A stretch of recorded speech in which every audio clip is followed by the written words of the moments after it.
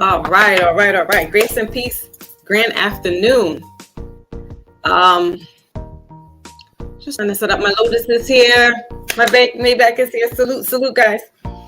All right, so got this little audio going on. Hold on, let me just turn it down a little bit. Okay. Make sure I don't have nothing in my mouth. So what is going on with you guys? It's Mindful Monday. Whoop, whoop. All right, so as I had stated before, on last Wednesday's reading, that I wanted to continue the El-Dorado scenario, really not a scenario, but just want to pick up a few more pieces because, I don't know about you, but they still keep talking about this, Africa and, we're the Israelites and things like that. And so when I was talking about the last Mindful Monday I had in regards to talking about ancient civilization as far as it being here in America and certain pyramids that are in South America are actually older than the pyramids in Giza or Giza. Hold on, let me switch my other glasses, guys. Hold on. So, and I'm also going to drop the link as well if anybody's interested.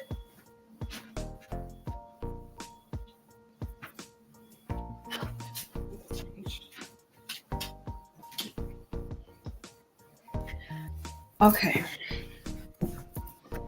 Let me just get a little situated. Hold on a second, guys. So yeah, I will drop the link if anybody wants to come up, and just talk about this because it's not really being discussed. They keep giving us this back to Africa. We've had this man who wrote Hebrews to Negroes. But, I'm not subscribing to any of all that stuff. It just, it doesn't spark my interest because we have so many books that are like that now. We have people who are online, teaching that type of information. So I'm like, I don't want to go. I'm not interested in, what this Mr. Dalton has in regards to reading this book. But, I'm not going to discourage anybody that wants to read it because it actually might give them some insight. And that's a great thing. Y'all don't want to cut somebody's blessings because I don't exactly agree with it. Salute, salute, Antog's in the building. So I'm going to read just a little bit and then I will let you guys come up onto the feed. Again, remember to be very mindful when you come up onto these platforms because people, their whole live. I was actually not on a panel, but I was in somebody's chat. Their whole live got shut down. And I don't know if it was because they were showing, they were talking that anti stuff. So, freedom of speech is free, but you got to read the fine print because it's not what you think it is. You just can't say any old thing because you feel passionate about it, especially if people's platforms are being monetized. Like this person that the platform I wasn't on the panel, but I was in his channel and he's monetized. So you could say N-word all day long because they don't care. You could say B words all day long. You can clown and joke on somebody all day long. But when you start talking about other things regarding other people, yeah. And I see this act is acting up here. The internet is a little lagging. So also in the title, I have Road to El-Dorado Part 2. I gave a brief little history lesson or lecture a week ago in regards to, where the true El-Dorado is. And, how they keep us, right, use code words. Thank you, Brother Maybach. We have to kind of like what they call pig Latin. I never knew how to talk like that, but basically you're going to be seeing words in codes, and the audience has to figure it out for themselves. We can't blurt out these words because they're they're really trying to crack down on some verbiage that's against their constructs. Right. So I have in the comment in the bear with me, guys. I'm like, it's a full moon this week. I think it's tomorrow's a full moon. So the sleep pattern's a little crazy. Anyway, Wakanda Forever, I have written, and I wrote South America and North America in the title. Why? Because I felt that I didn't get to finish talking about, let me just close some of these tabs down. I didn't get to finish really diving a little deeper in regards to, the myth of El-Dorado, right? So basically, a recap is that some European explorers, specifically from Spain, England, and Portuguese, they were on a quest to, get some riches, whether it be gold, spices, and food, produce. And so two of these so-called navigators end up, instead of going to East India, they ended up coming to what they deemed as West Indies, which is the Caribbeans. So, we know that they did their damage there, right? And then after that, they had spinned us around with this slavery ship, and there are only but so many amount of slave ships that they had. Africans coming from, modern day Africa over to the Americas. So, I would say for a split second, maybe about a year's worth of time, I was believing that as well, that, most of us melanated people, or lack of, come from the continent Africa. Until two strangers, these brothers that were outside kicking it in front of the grocery store, was like, oh, no. If you think that, I feel sorry for you. And they started clowning me, making fun of me. But not, they was just, snapping on me like, if you want to think that you were from over there, you go right ahead. So I had to sit with that for a minute and ingest that, because I was like, well, why? Why would they come out like that? Why would they come out their face like that? We've been hearing, everybody's been out, the birth of Africa is the children over here. So we're fast forwarding. That was 2016, 2022 now.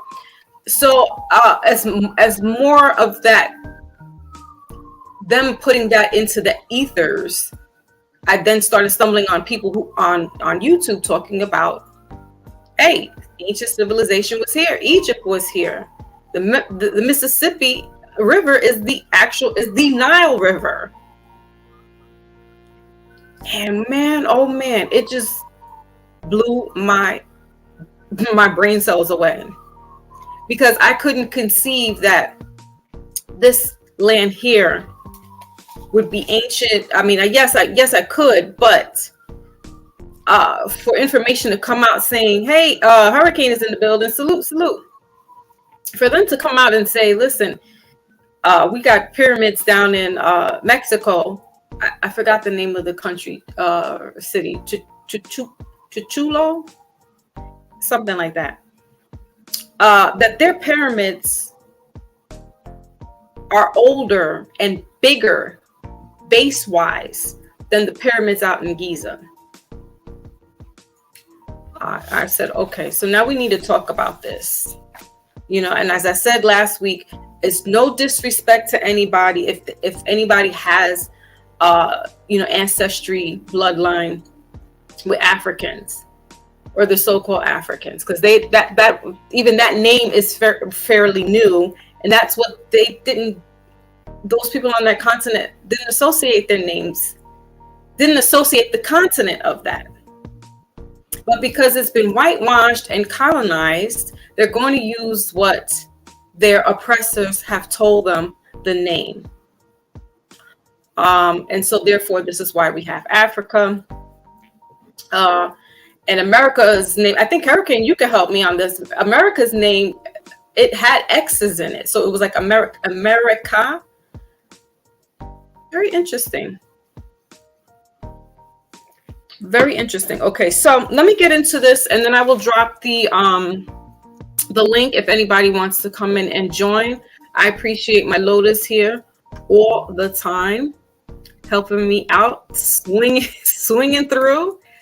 And of course, my brother Maybach. Good to see you, and my aunt dog. You guys, you know, y'all my familia. So you gotta check in, even if you can't stay for long. Just let me know, because you know I have those anxieties. Don't hear from a big cat. I saw a big cat somewhere else on another live. I was like, "Is that big cat?" I was like, "Ah." It was the same day I had went live last week. I was like, "I love you. I miss you." Like, he was so random. I'm like, "It's that big cat. It can't be big cat." Big cat was in big places, and I was like, "Whoa, what?" He was doing a Rich Mo. He was in the spot like in a Rich Mo on Sabir Bay's channel. And I was just like, "Man, listen." So anyway, I'm going to read just a little bit. I took some notes, and I wanted us to know, because also the movie Wakanda came out, which, you know, I have no interest. I don't even think I'm going to see it if it does, and when it does become available on streaming networks. You done killed off the original, the Panther. And see, I didn't see the movie, but those who have an eye can see that there was an agenda, right? So now you've taken off most of the masculine energy in the movie, and now you've made it all mostly feminized. Black Panther is the sister. No. Hurricane said he fell asleep. Right. That part.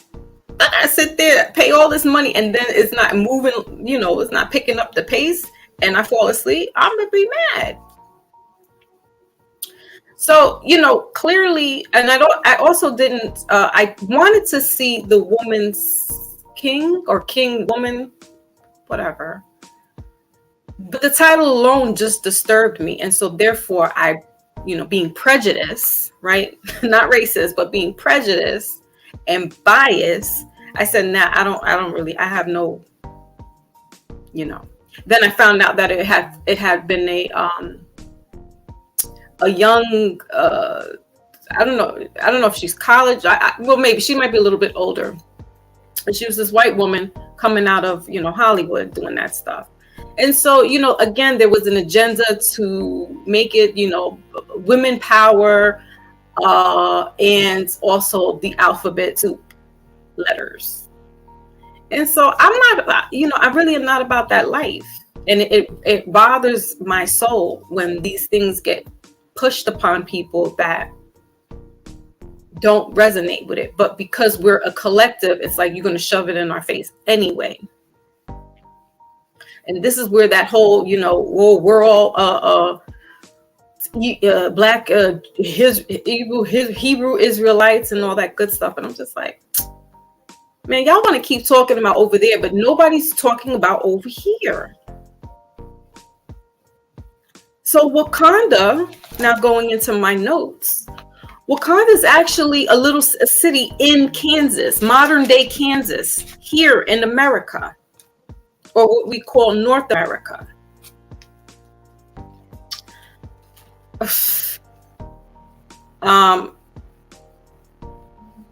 Let's go. So we want to cross our arms and say Wakanda forever. That you know what? You go right ahead. You know why? Because you're in it. It's not a made-up place somewhere mystical in Africa. It's right here in these United States. All right, so Native American legends, Wakanda. Now, it's the word Wakanda. Did I write it down?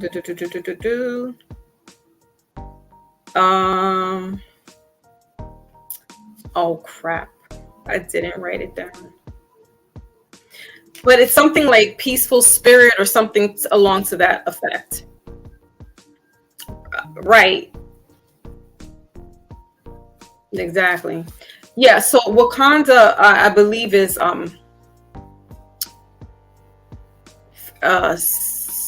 something spirit. I thought I did write it down, man. Oh, okay.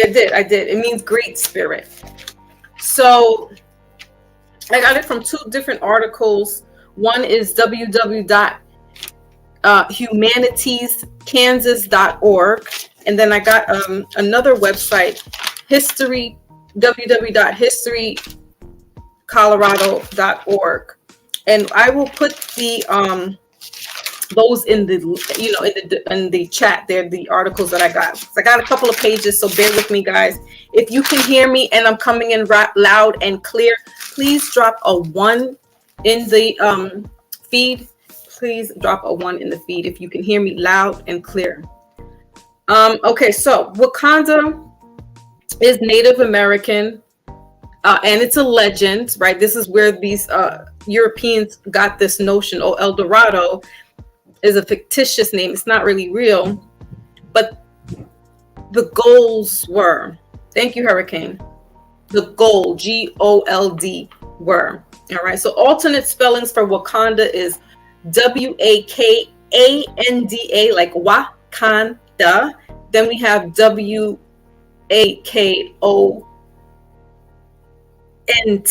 Wakanta. Then we have another spelling, Wakanda,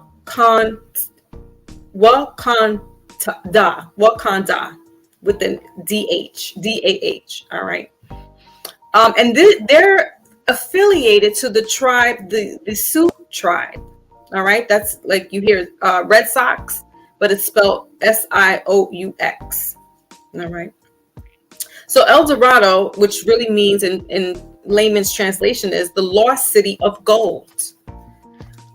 And it was a name given by some Spaniards back in the 16th century to an imaginary country in the interior of South America. And so what happened with some of these explorers is instead of them going to East India, because that's where they were headed to, they got spinned around and ended up in the West Indies and onto the Americas, specifically North America.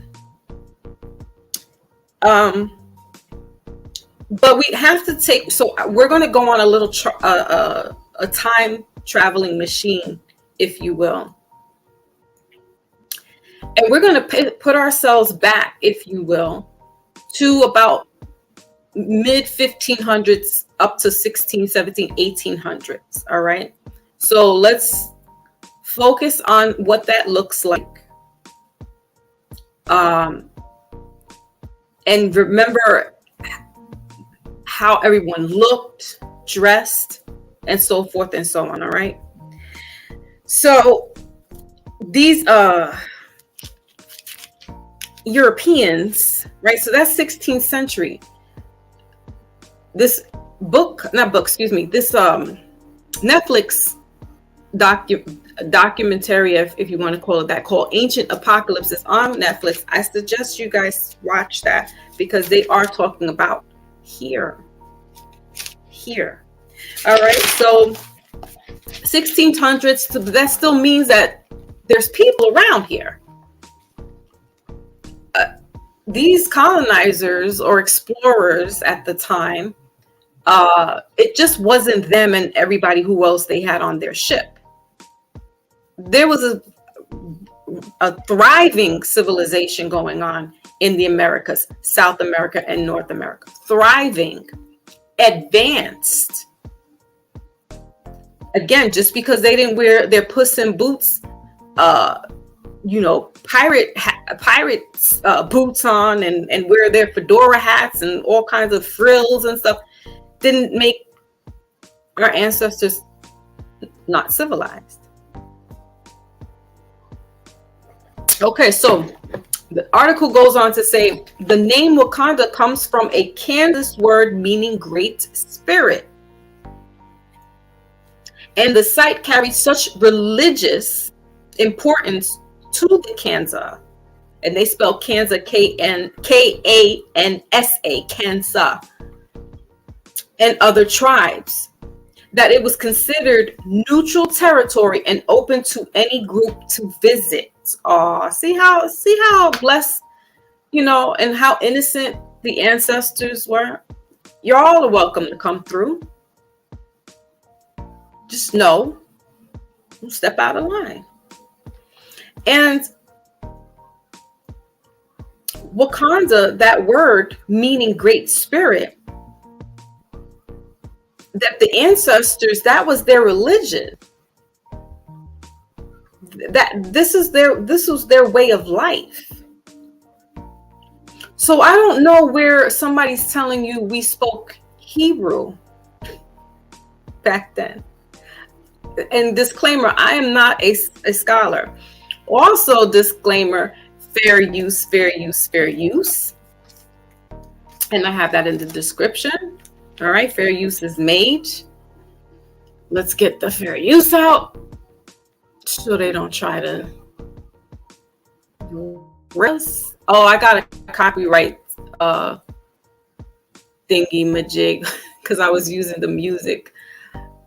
What was it? Wednesday? All right, so Fair Use Act disclaimer.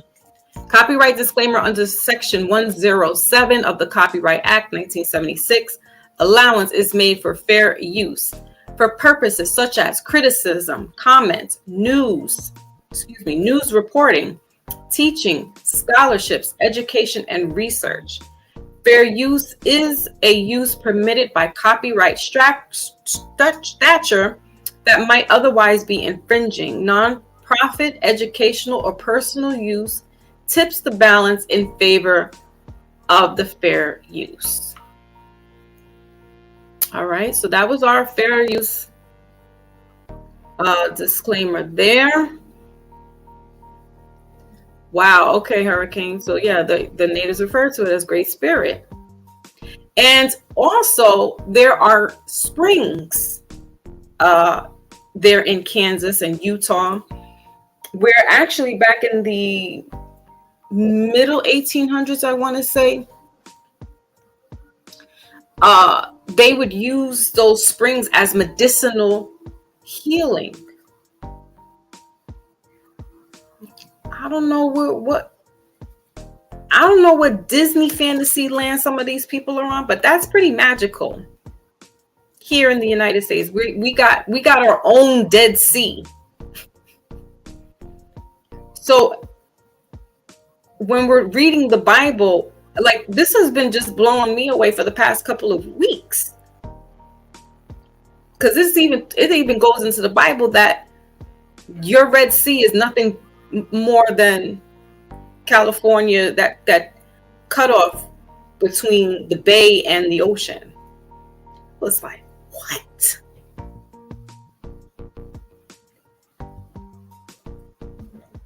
Listen, we got to turn this back around. All right, continue.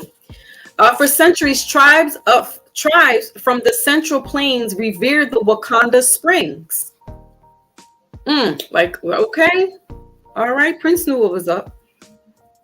Located what is now Mitchell County in north central Kansas. So there, the streams that I was just talking about, the springs, they're still there, and they're in Mitchell County. All right, so the name again comes from Great Spirit, and all right, so I rewrote the same thing. I was just rewriting the same thing that I just read on top. All right, so tribal members believe that the springs contained the spirits of animals, and they visit the site to gain knowledge from these spiritual beings. So what time frame are we talking about again, guys? 1600s.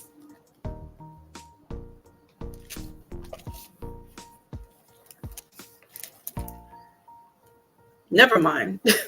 Because I want to, it's like, because then the religion, because when we're hearing, you know, again, and this not to bash any religion, I'm not. But we hold it so credible, and you're dismissing your ancestors, and that's disrespectful. We have more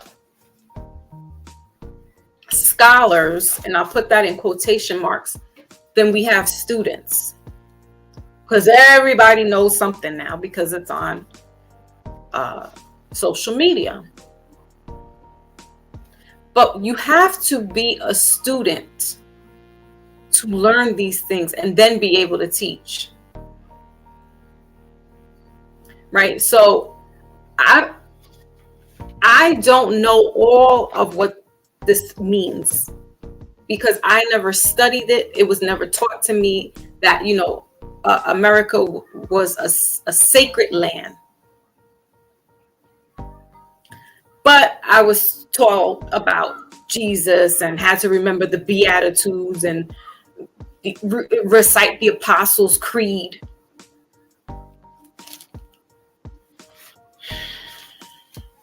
So they would do this sort of ritual, if you will, and they revered animals like they revered rain and the sun. They didn't have a book that told them they shouldn't commit crime or adultery.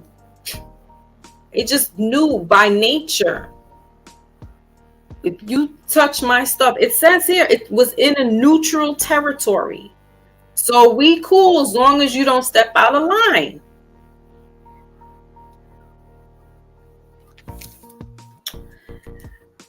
After native removal, the springs captured the imagination of Anglo settlers. All right, so the removal of the ancestors by the Anglo, A-N-G-L-O, the Anglo settlers, to an area where they drank the water in hopes of curing their illnesses. So what does that sound like? What does that sound like? I spy with my little eye. So these Europeans were watching the ancestors do their communing with nature, doing their religion, right? Knowing that the springs were medicinal. They're watching our ancestors, and now they've removed them out of there because guess what? That's a gold mine. And they are now capitalizing off of it.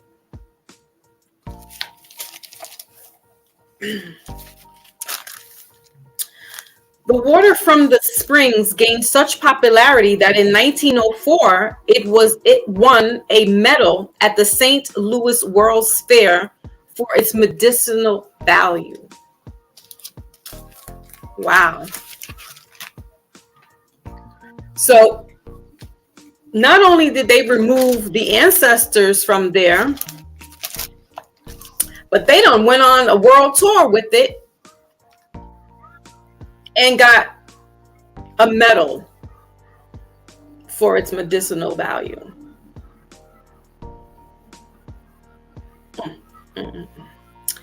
Second website is called www.historycolorado.org. And this article was written February 2nd, 2015. All right. So at the time, it said 167 years, but now in current day, it's 174 years ago that the U.S. and Mexico signed the Treaty of Guadalupe Hidalgo, or Hidalgo. Okay. Um, so I'm just going to stop for a second right there, because what I'm going to now dive into is the Mexican and the American War, right? Because I just said that the ancestors were kicked out of their land, removed, it said removed, so that these Anglo-Saxon Protestant Europeans can come in and capitalize off of the land, off of the springs, and even, damn it, get an award for it.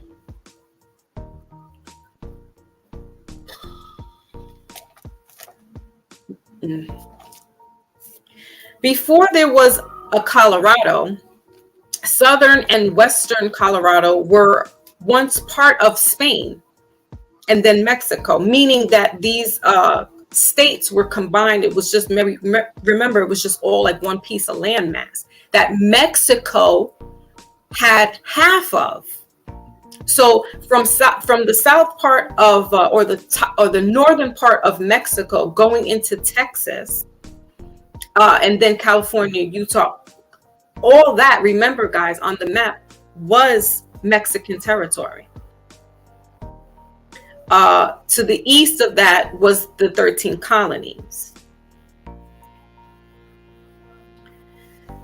So the Spaniards got a hold of Mexico, and that's how it started to pick away the land masses of North America.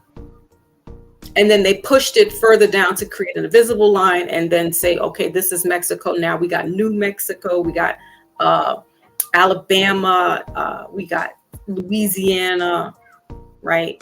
Arizona. So they started chopping away. It's no different than what they did in Akibalon, aka Africa.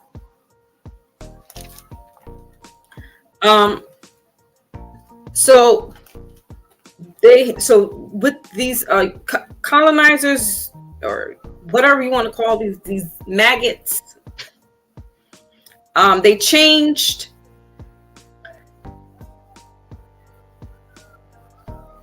February 2nd, 1848. All right, when the United States and Mexico signed a treaty. This is that Treaty of Guadalupe Hidalgo. And that was ending a 2-year-long battle between America and Mexico, because America wanted that land. In exchange for peace, Mexico ceded nearly 950,000 square miles, almost half of its territory, to the U.S. Why? Because the U.S. infantry and artillery were very more progressive than the Mexicans. So yes, while the Mexicans were skillful, they didn't carry around guns. They didn't have tanks, the little, I forget the name of it, but you shoot it, it's got a big iron ball to a cannonball. The ancestors didn't have that. So in order to kind of submit and bow down, they said, listen, you can have this section then.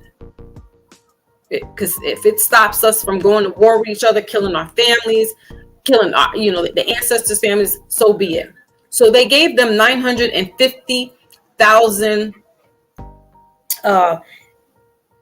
square miles, all right, of land, to get these colonizers out of the way.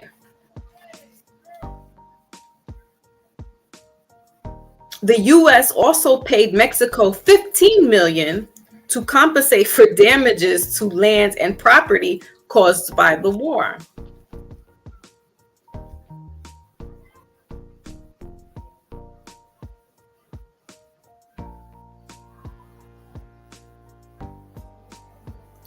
Weird. So the Mexicans gave up 950,000 square feet or square miles And US does what it does is turn back around and give them some reparations. But see, the Americans, as I'm reading this and I'm getting kind of like a spidey budge. See, this is why I'm saying they know who you are. There's no way in hell that the Americas was given $15 million to compensate for damages to the land and property caused by the war.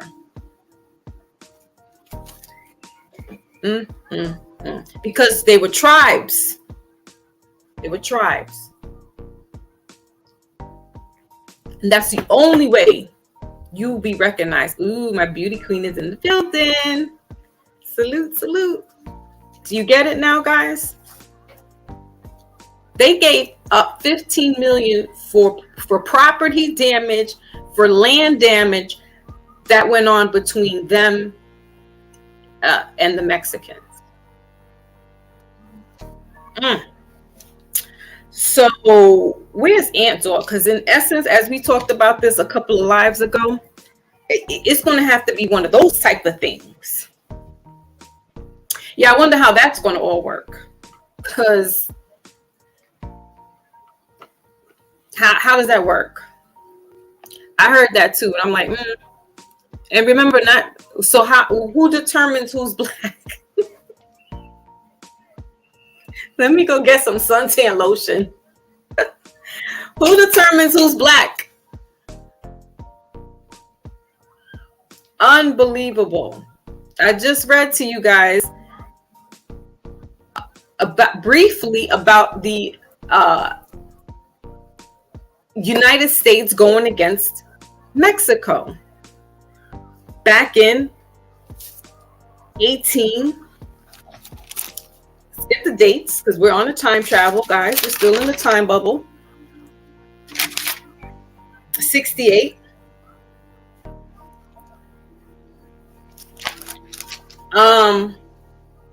But the Mexicans were known as tribemen. And each tribe had its own name. This is why United States gave them $15 million for damages that got messed up and for land that got messed up.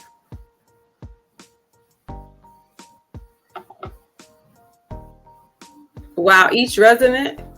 Yes, right, Anton. We were saying that it would have to go to that extreme, like a Mexico and an American kind of thing, in order for so-called black people to get what their ancestors got 200 some odd years ago, almost 200, yes, 174 years ago. Falling for the tailpipe. Rasgirl said there's 223,000.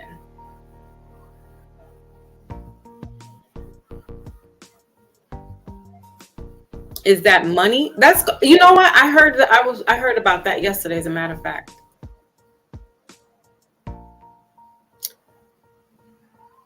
Dollars to donuts. They're not going to be giving out no $15 million, trillion dollars, or what have you again.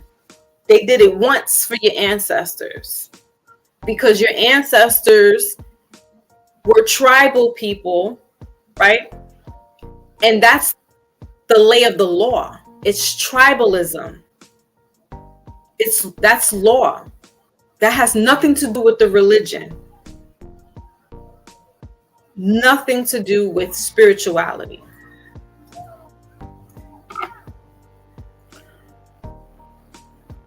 Hurricane says,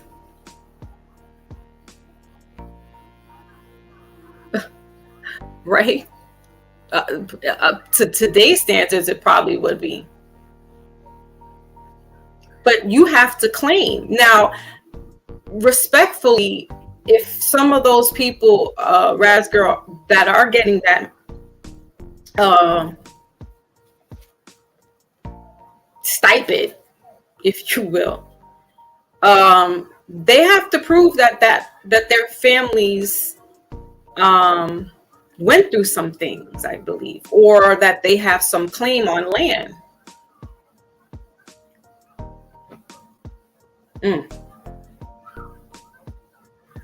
I'm almost finished. And then whoever wants to come up can. Okay, so again, in exchange for peace, Mexico ceded nearly 950,000 square feet to United States because they were getting tired of this war, this 2-year war going back and forth. Lives were being lost. The lands were being decimated. So U.S. says, here's 15 million. We compensate you for that, for your damages to the land and property by the war. Land was the biggest issue. Let me highlight that. Land, I don't know if I could do a share screen too. Oh, I don't think so, but just bear with me, guys. I'll get this StreamYard together one day where I could show you this stuff. I'd like to show you it as well. Like, how do we know this is all, you know what I'm saying? So land was the biggest issue. Guess what? Land still is the biggest issue. And like I just said, United States recognized the American natives and gave them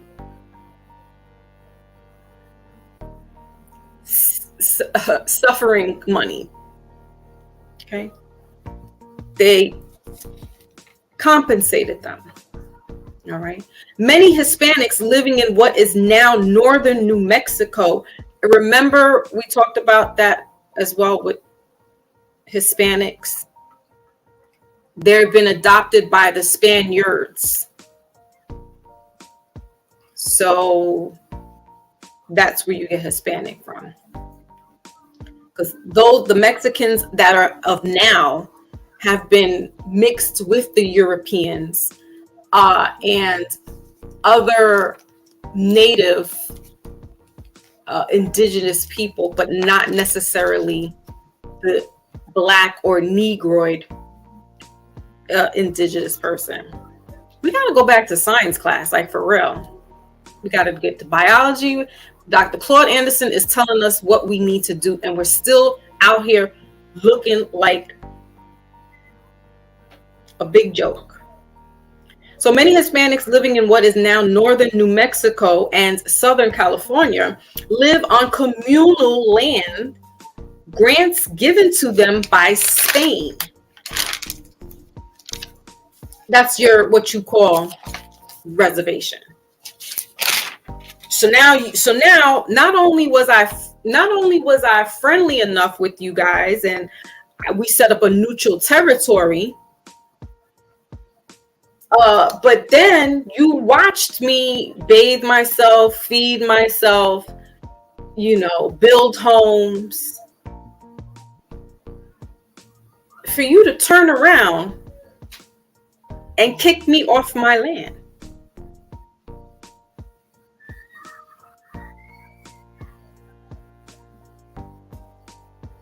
Then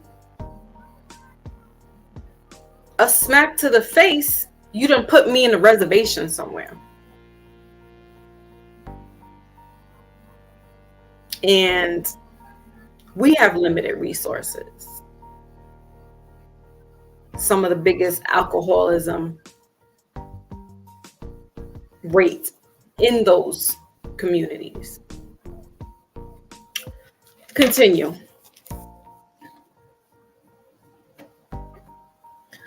So they gave these grants, included an individual plot for families, but also communal grazing, hunting, and gathering lands. So whoa.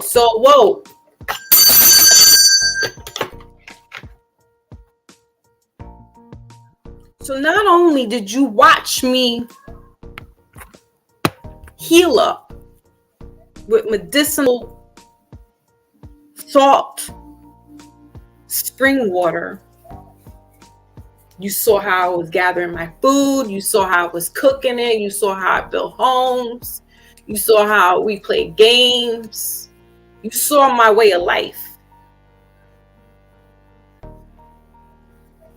And now you want to put my family, and you want to designate a certain plot of where we could build our homes.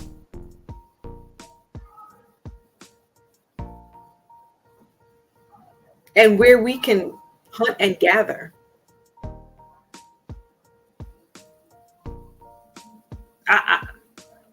That sounds like a hamster. Doesn't sound human.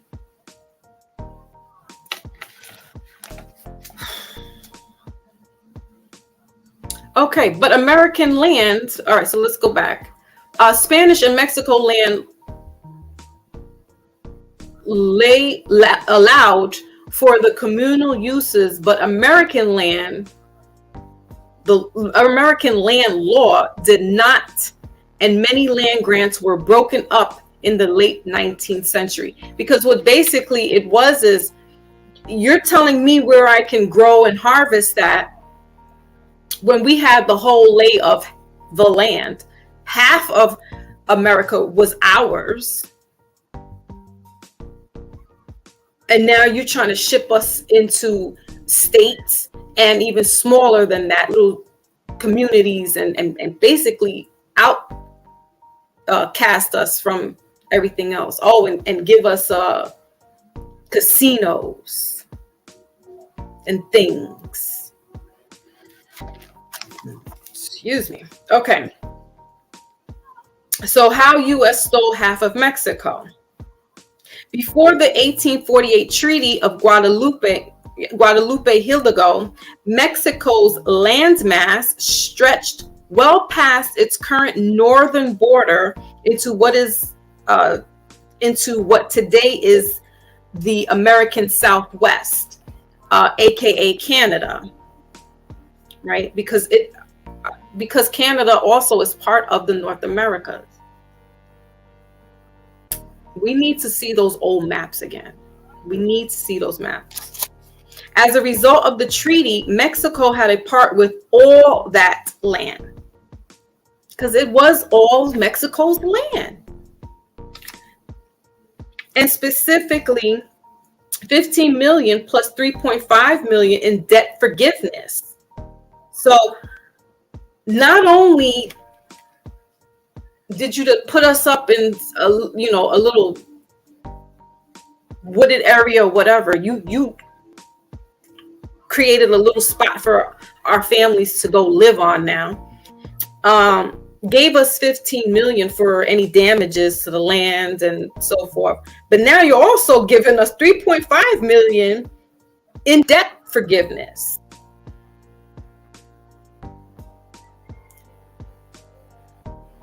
It's like the slap in the face, the audacity. The audacity. Thus, the Mexican government sold half of Mexico's landmass for less than 1 year's budget. Because that's what it was. It's, yeah, here, we're going to give you some money. Oh, what does that sound like? Stimulus packages, right? What does that sound like? And dog says crickets.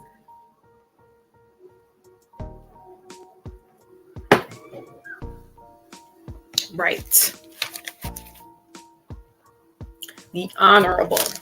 All right. So Mexico gained its independence from the Spanish Empire with the Treaty of Córdoba. Because Mexico, they were going through their stuff, but everybody's trying to go, the colonizers were, like I said, coming over here looking for stuff. Now they find people, they find agriculture, they see them as a new way of life, conducting their day-to-day and doing their own spirituality, not looking at a book and saying, 10 Commandments, let me look in Job and see what's going on. No, they look to see if it was a full moon. They look to see if it looks like rain. How are we going to protect this harvest? All right, so Cordoba is one of the largest cities in Argentina. All right, so that's the Spain Empire that was trying to, or had their hold on Mexico as well. So United States had a hold on poor Mexico. The Spaniards, the Portuguese, they also had their hand around Mexico's neck. So in 1823, President Monroe, our president here in the United States, gave a famous speech known as the Monroe Doctrine, which outlined what becomes the U.S. stance on European powers enforcing with the nations of the Western Hemisphere. Any intervention would be considered an act against the U.S.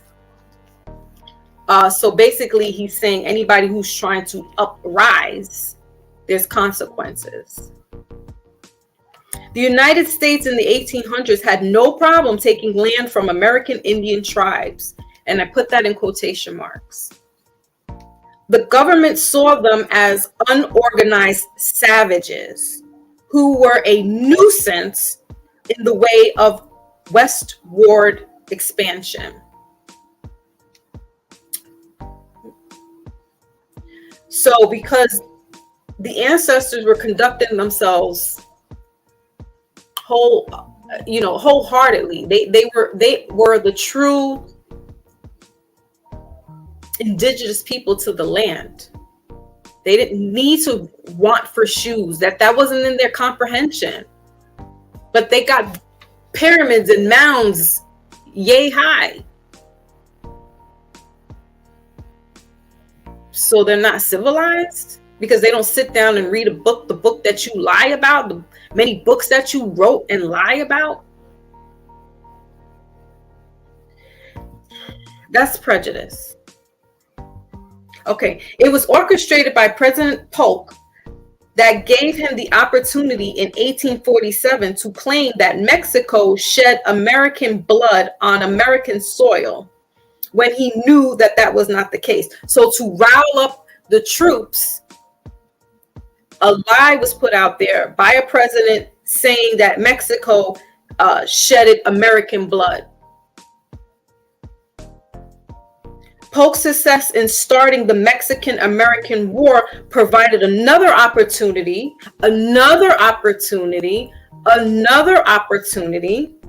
for him to push a lot more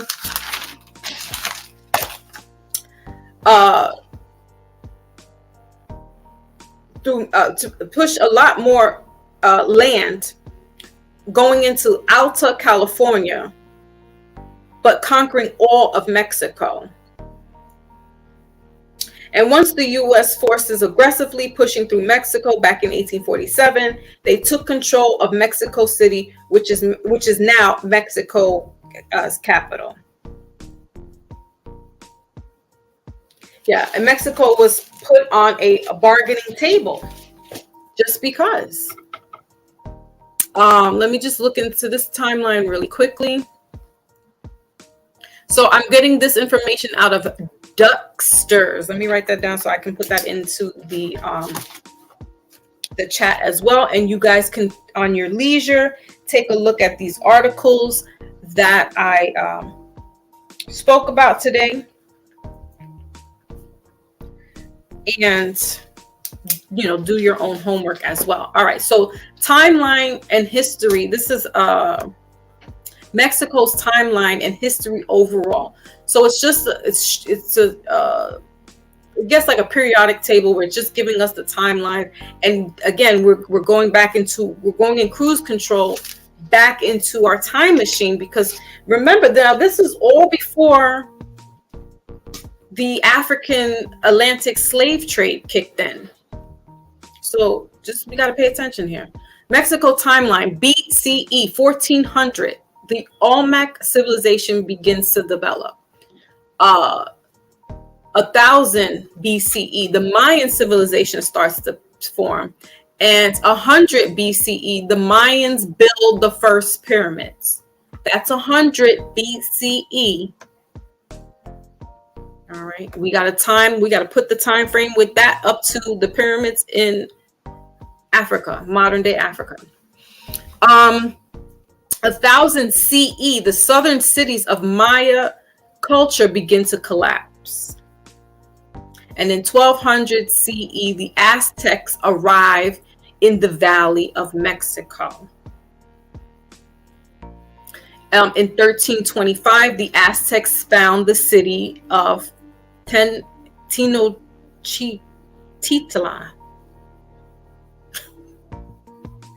In 1440 CE, Montezuma the first becomes leader of the Aztecs and expands the Aztec Empire.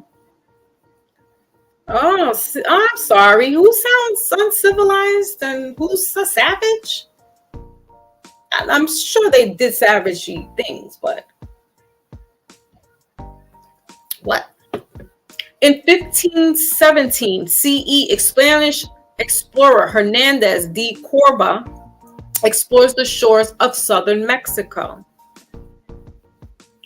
And on 1519, Herman Cortes arrives in Tenochtitlan. Montezuma II is killed.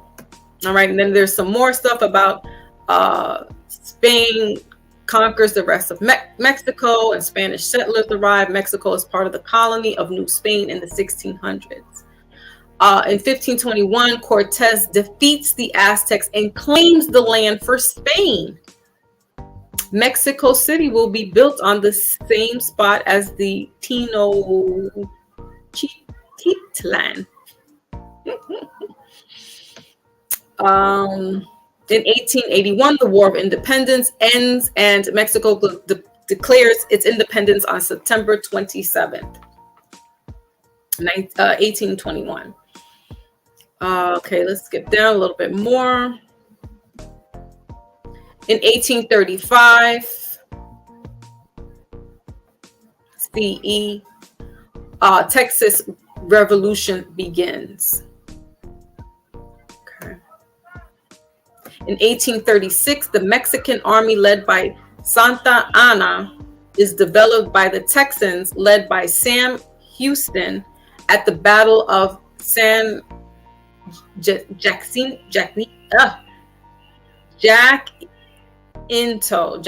I can't pronounce it correctly. Texas declares its independence from Mexico as the Republic of Texas. That's why they say everything is big. Everything, what is it? Beauty Queen? Everything's big in Texas. They went big.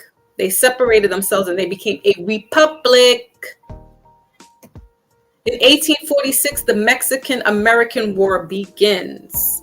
And in 1847, the United States Army occupies the city, Mexico City. By 1848, the Mexican-American War ends with the Treaty of Guadalupe Hidalgo. The U.S. gains territory including California, New Mexico, Arizona, Utah, and Nevada. 1853, Mexico sells portions of New Mexico and Arizona to the United States as part as the Gadsden Purchase. Flipping down a little longer there. In 1917, the Mexican Constitution was adopted. In 1930, Mexico experiences a long period of economic growth. Why? Wonder why. And as early as 1993, the North American Trade Agreement with Canada and the United States is ratified. Okay. So this Ducksters.com, you can look at it. It has more information in regards to the brief overall history of Mexico and, with the Olmec civilization being there, the Maya, the Zapotec, all right, the Aztecs, all of those indigenous people living there before your so-called the pilgrims come through. Yeah, everything fits. Yeah, man. Um, all right, so let me drop the link. That was it. So, just it's to keep us informed and aware that, the narrative of this, like they push the Africanism on us so very much. And, it's not, I don't really have a problem with it because I embrace it. But it's like religion. Don't force something down my throat. Like, don't keep telling me this is this, when clearly there have been other things going on that kind of predate certain things that happened out there, and knowing that Wakanda is not some little shanty, whatever you think it is, it's here. It is here.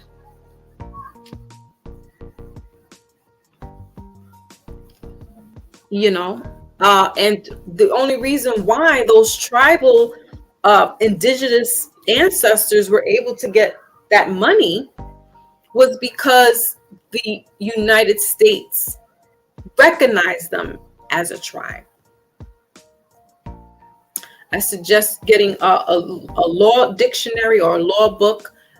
There's one that I really want to get that they keep saying to get is the Black's Law Dictionary edition 4. Now I have one, but it's not the Black laws, but it's good to have this stuff because and also Dr. Claude Anderson's Powernomics. I'm going to definitely get invested in that one because that's what is at hand. That's what's on the table. It's not so much you trying to claim that you are an Arawak or you're Bigfoot. Is it Bigfoot? Blackfoot. It's not just to know that, but what that means behind it. And the United States knows this, and therefore that's how they're able to grant whatever, compensating for whatever land was destroyed, whatever property, whatever, produce, you name it, whatever was taken away and decimated. They know that, they know who you are, and that's why they'll give you back that money. But if you're still running around here talking about I'm Black and I'm proud and I love it, and yes, I am, that's not getting you anything.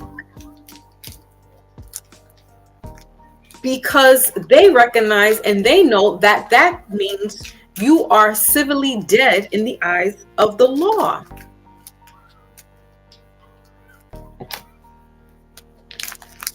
I like him or love him, I don't get, Donald Trump, I get him because, he's from New York and I've seen, we've seen him like forever. And I know who he hangs out with. Not personally. But when he said that he wants to bring businesses back to America and take them out of the other country's hands and put it back into our land, I'm all for that. When he says make America great again, the MAGA, people are very much so in their feelings with him. And they're like, oh, that's the racist, blah, blah, blah. Nope, you big dummies. That's not what he means. That's not what he's not talking about, when the good old boys were around. He's not talking about that. He's talking about money. Being the superpower that we were once upon a time.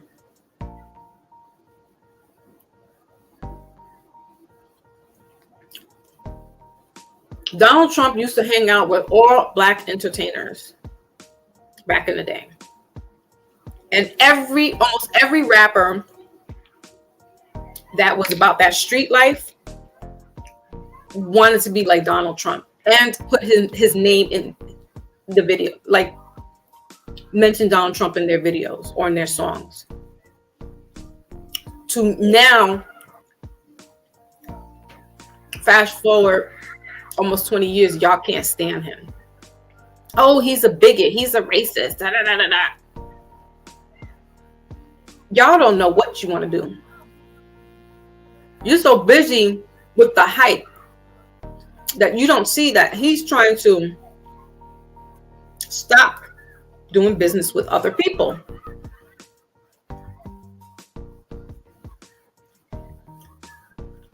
Because he knows what's going on over there. Donald Trump would be,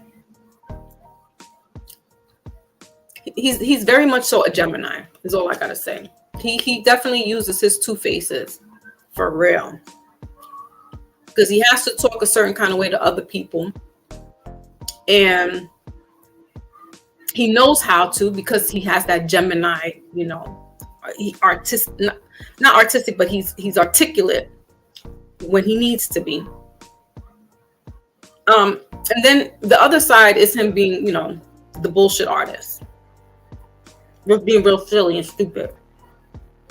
And that's the part I don't pay any mind to, because it doesn't affect me and it doesn't offend me.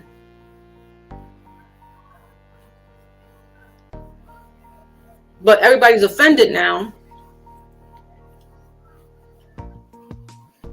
And you're rooting for somebody who's almost on their way to a psych ward that wants to become president. You guys are rallying behind him.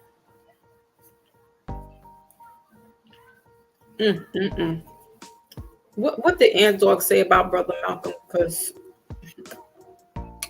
they need to read. They need to read.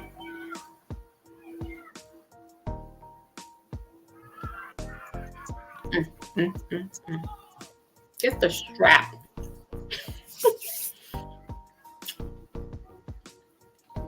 So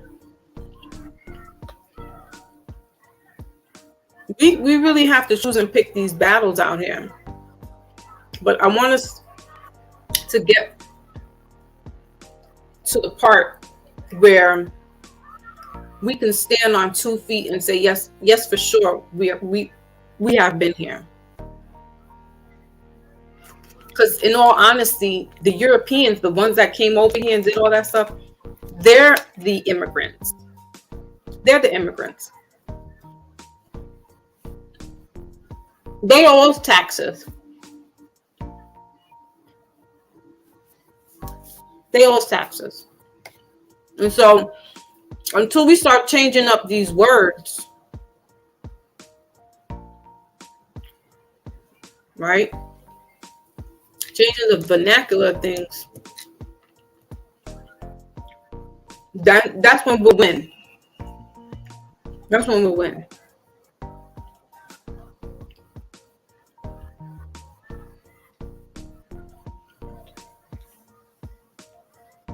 And they know this, and that's why they're twisting things around. I think a lot of stuff that's out there is agent provocateur, just to keep us kind of like in this spell of distraction. And they're using pretty much every and anything to distract you.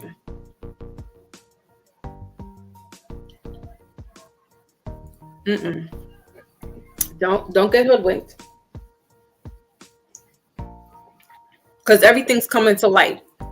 Everything is being shown, and some things will be more exposed down the line. But for us to dismiss any ancestors that we had here on this land first is disrespectful, is shameful. Because you have some ancestors that were here too, not just only in Africa. And again, to dismiss one So you take on this one because it's all of that. A spiritualist yesterday, I was reading her post, and she had mentioned something along the lines to, it's like you can't choose and pick, oh, this Orisha, and oh, I don't mess with voodoo and things like that, right? Well, what did you think your ancestors were doing?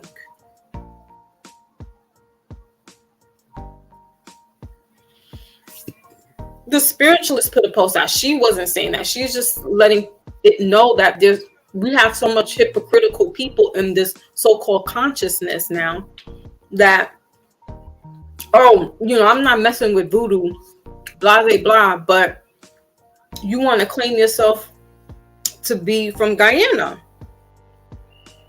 I looked up the percentage, and it's pretty high of them practicing voodoo,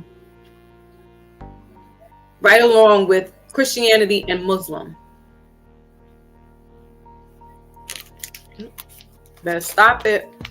Better stop it right now.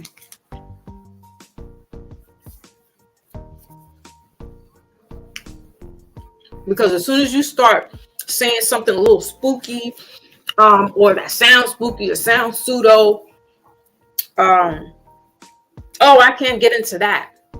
That's bad. What did you think your ancestors were doing?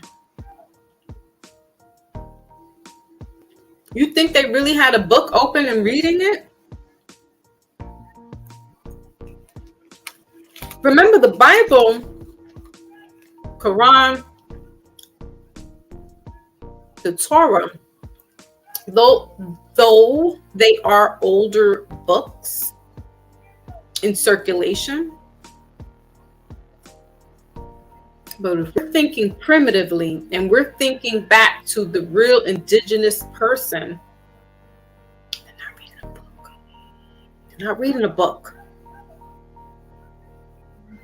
Hebrew, what? Who taught them how to say that? And how do we really know that's the language? Again, now I got to take some word for some other people to tell me that, oh, we spoke that before. I know we spoke something, but what makes it so specific to Hebrew?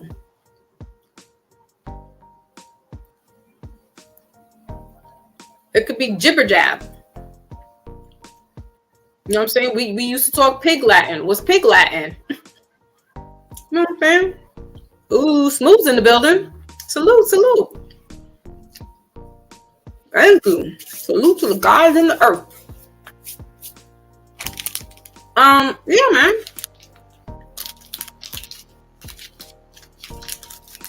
I dropped the link if anybody wants to come up. We're talking about how Wakanda's really here in America.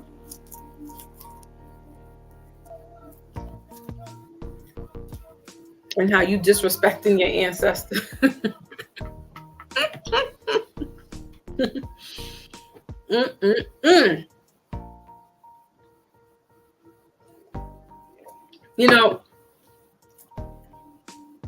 Another thing that I had wanted to bring up was that about the tribes. Like, you need to know that first. Because there could be a paper trace back to a particular ancestor in your family that it's possible you could get and inherit some things because of that ancestor. But for the most part, not everybody is going to get any type of what they call reparations. Because, like I said, you're still in their law books with your government name, and the color of your skin.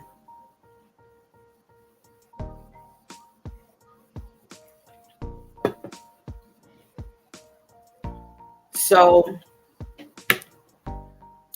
kudos to California for giving some people some money. Like, I would like to know what the contingency was on that. Let's look that up. Let's look up California getting some money.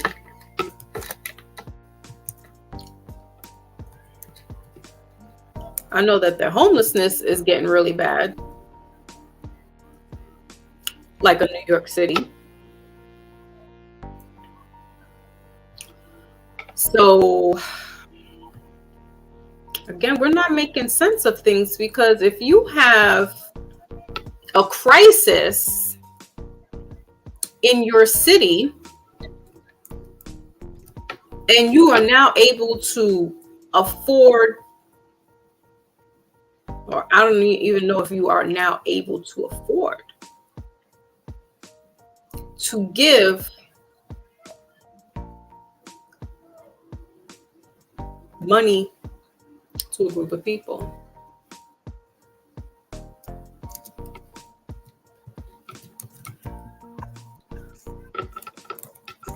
How does that work?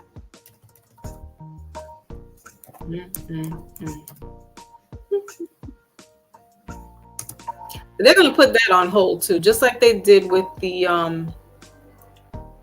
student loans. I think that was supposed to be last year or over the summer, that they were going to exonerate student loans, and now they're redacting on it and gonna let it sit there like, oh yeah, we don't know if we can really do that.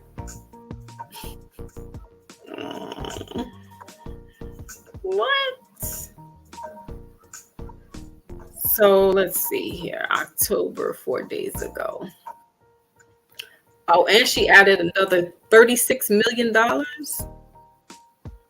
Jeez. Okay, here we go. All right, guys. So, governor. So, fair use, fair use, fair use. I'm reading off the article of governor of gov.ca.gov.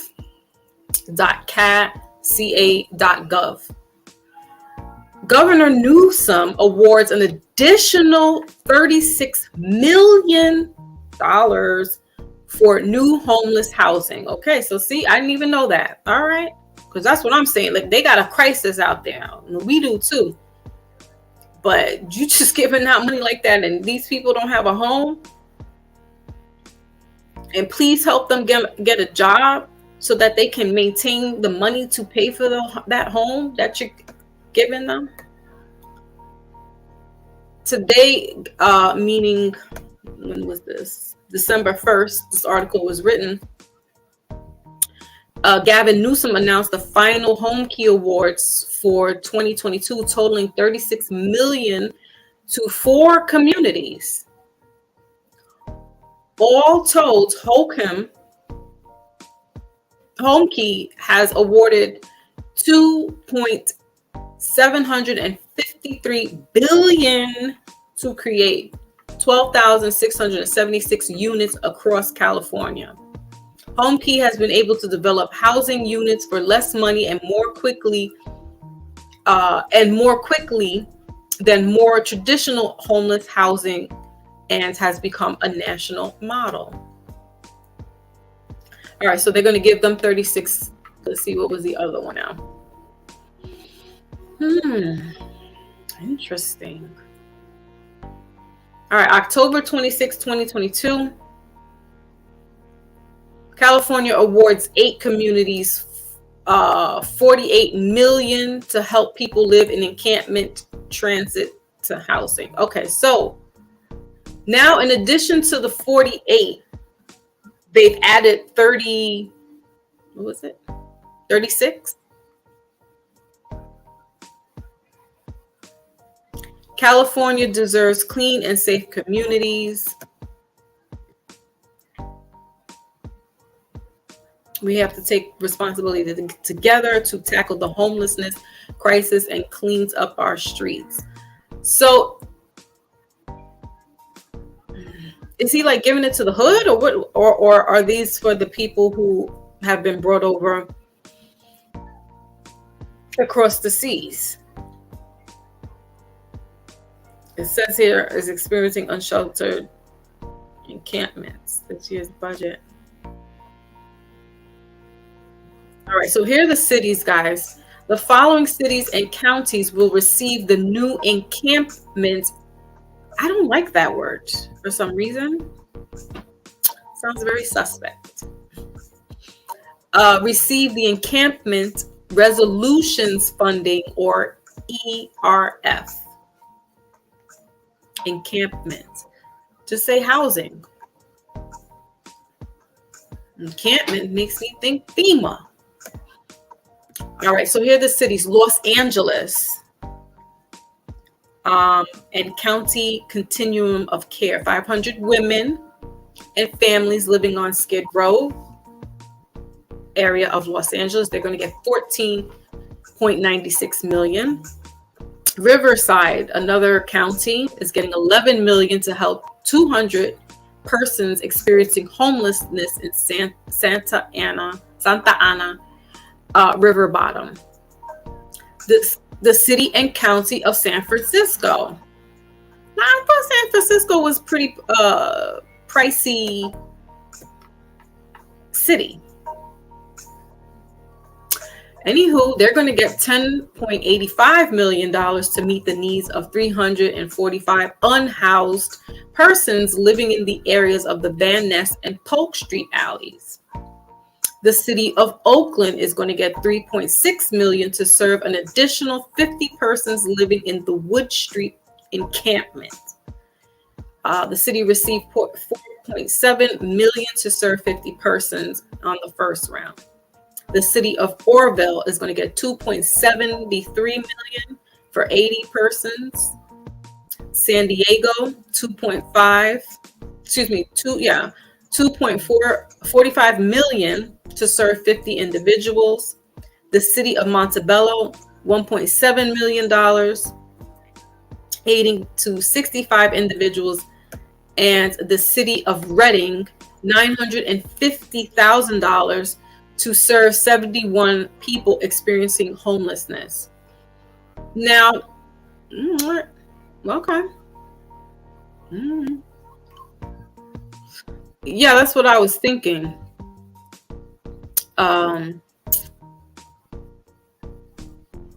Smooth. So, well, we know that Compton in certain areas are predominantly what we would call Black, and Los Angeles. So it seems like those, I guess, their housing projects or their housing shelters are going to get some money, you know, and good. That's needed, because they are going through a big homeless epidemic out there.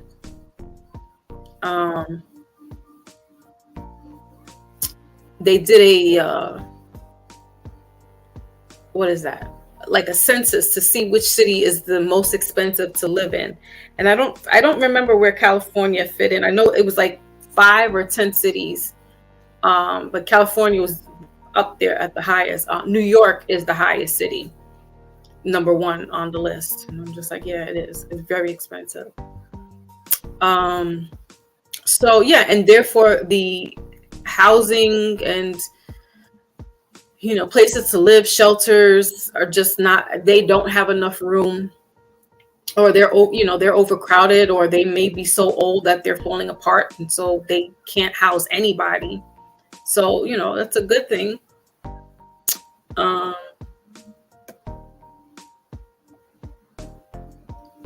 But so Rasco, did they have something for any inflation? Was that specific? I didn't. Okay, I'm reading your comment. California's giving reparations. Okay. So it's the housing. It's not even so much like money or job. Ugh. So that, you know, that does that. it's a great thing, but you have to get people job skilled and job ready then, because then they won't be able to, they'll be back out on, the street again, not being able to pay their rent. So it's great. Yeah, you're building, and you're building new homes, and you got all this money to, and you have all this money, but you're crying that there's an inflation. The masters of disguise.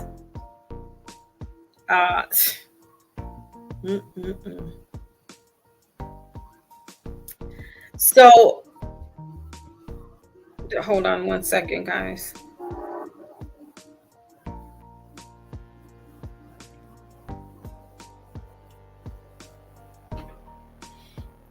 Okay. So I'm going to put the link back down again if anybody wants to chime in. You don't have to put your face on camera. If not, then we will cut the live. Just wanted us to, be mindful, be aware about these things out here that they're trying to hoodwink us on. And it's like you scratch your head about it. And that's why I don't have the energy to go back and forth with people on their page about how we're not supporting entertainers and how, dog, there's something a lot bigger than what's just going on here with this person. It's a lot bigger than that. Got a lot of stuff going on. Brother Maybach is in the building. Salute.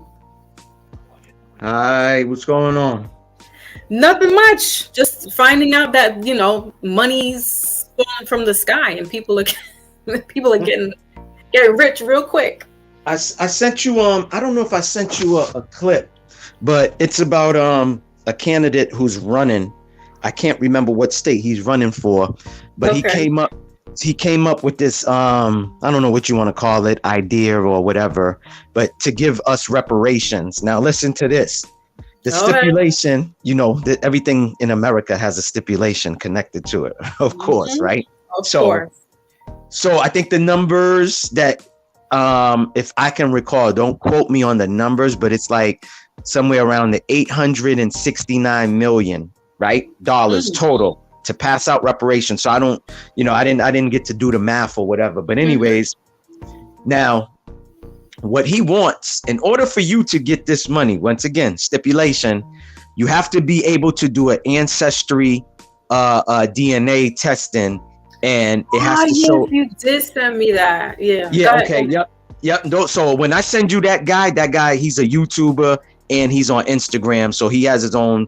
I don't watch him on YouTube, but I do catch a little clips off of Instagram. So I might take what I think is informational. And he's a former blue blood, police officer. So he knows a lot of things. Yeah. He's tapped in with a lot of people and stuff. So I got that article from him. Correct. So so basically he's saying, so the guy that I got the clip from is saying, they try to stop us and tell us, well, if you don't have a proper identification, you're not able to vote, right? So he's like, if we can't get our peoples to get proper identification, how do you think they're going to take this ancestry DNA to prove if they do, trace back to this ancestor bloodline? You know what I'm saying? So he's like, so they doing these things. They make everything sounds good. But when you read the fine print, which they don't explain to us about, or they don't mention to you about, now comes like, oh, but I thought the article said we all are getting money. Yeah. Only if you take you know what I'm saying? It's just like I said, it's always a stipulation. So I thought that was just funny because when I first saw the title, I kind of fell for that trap. Oh, word. This guy wants to give us back money that the government, you know what I'm saying? I'm like, yeah, hooray. But and then I'm like, okay, hold on. What's the real deal? Yeah, what's the plot? Yeah, what's the plot? Right. You know what I'm saying? You know how it is. Scratch my back, I'll scratch yours. A favor for a favor. You know what I'm saying? Right. And that's why I be telling these people too. This is another thing. People should understand how the game is. And I'm gonna use you as an example, right? You're running as a politician for whatever you're running for, Senate, Congresswoman, whatever. You could be pure. You could your Foxy Moon. We're like, yeah, we love her. You know, she was a YouTuber. You pure. The minute you get to Washington D.C. and you have those meetings with the lobbyists, it's over. You're no longer who we thought you were. You know what I'm saying? Yeah, you change. And you can't. It's almost like there's a red lining when you do get to that position, because we have I think she's a I'm not a senator, but she's like some big wig. Her last name is Ocasio here in New York, but she's down in Washington. Yeah. Same thing, just as you said. You know, she was all about that, you know, the street life, and I'm the Bronx girl, and la la la, and then she's down there, and the tune had to change, and it's like, oh, of course, like, yeah, you go why even bother voting for these people at this point? Because they all going to do the same thing. Correct, because you got to understand it. The higher ups have an agenda, and it's either you're with it or you get rolled over. You know how the saying goes. Right. You know what I'm saying? So it's like what happened to Kyrie. You don't think that maybe all the other players should have stood and backed him up to show, hey, you know, we should be able to post this. We should be able to say this. Yeah, you may not like it, but I want my peoples to know what's going on with this movie. I feel like it's informative. Yes, maybe there's certain things in there that you guys disagree with, but come on. So it's like, yo, we can't talk about no other race, but yet we getting belittled, we getting stepped over, we getting stomped, we getting trampled, we getting ran over, and nobody's standing up for us. But we can't talk about these people over here, and we can't talk about these people. It's just sad, man. Like, you can't even have an opinion in this world right now. You can't. Your opinion is looked at like, oh, Foxy, how can you believe in red? Everybody else is believing in blue. You have to go with what's going on. You know what I mean? It's just like, so I can't think outside the box. Why am I being called a weirdo? Because I think red is this and that to me. I'm not saying this is what it is to everybody else, but this is what red means to me. No, but the rest of the world is saying blue. So you got to come with, it's just like, yo, come on. Right. You know? Yep. The sheep, that's that sheep mentality. Yeah. You know, and listen, and once again, I have people that really know me. They call me a conspiracy theorist, and I'm like, bro, so all the stuff, all the things that I was telling you 15 years ago is happening now. Was it a conspiracy? Nah, man, you were right. It's just that, you know, my mind at that time, yeah, I understand. Your mental capacity wasn't on my level at that particular time. But remember the message that I sent you, or I made a post the other day saying we're in the time of awakening right now. And a lot of people are starting to, you know, open their eyes and actually seeing what's going on. But, you know, we still have more zombies.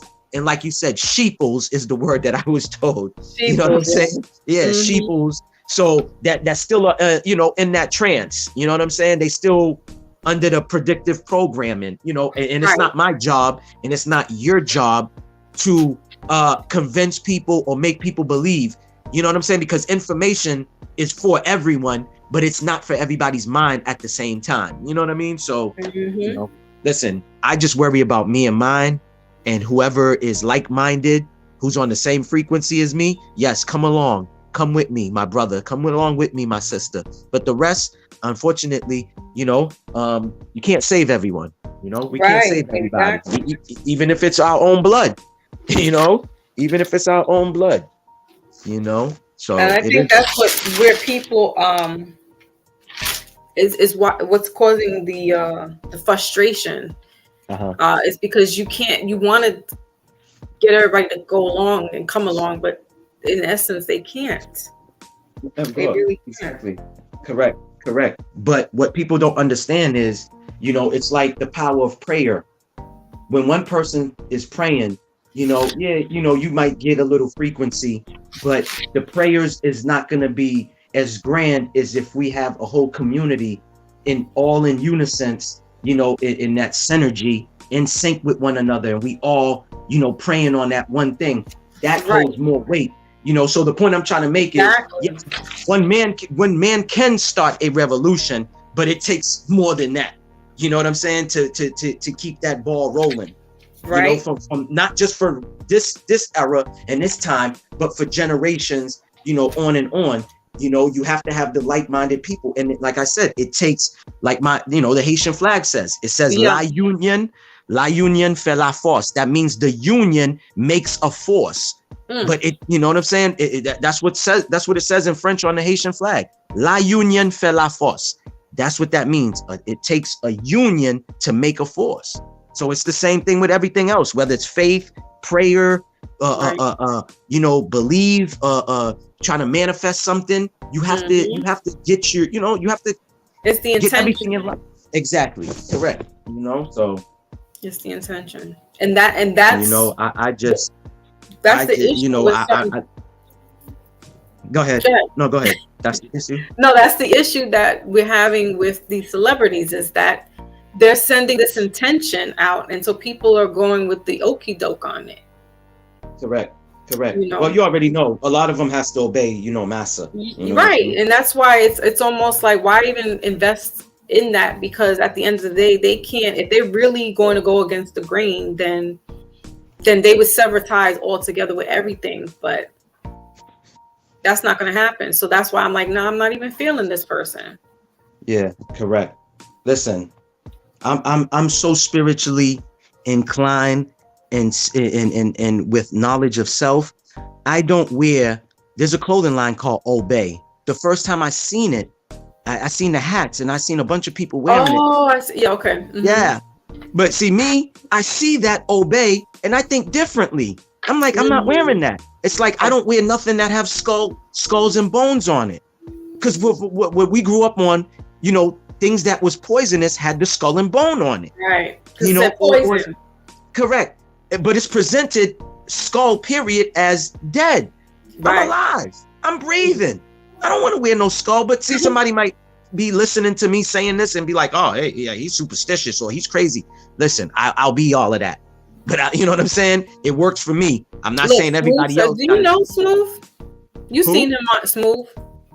Smooth? Yeah. You said, do I? I think I've seen the name before. I don't know him. But yeah. No, I know. Okay. That's what I'm saying. Have you seen his name before? Yeah. Oh, yeah. I seen. You said, yeah, Unsmooth. Yes. I seen his name. Salute. He said me too.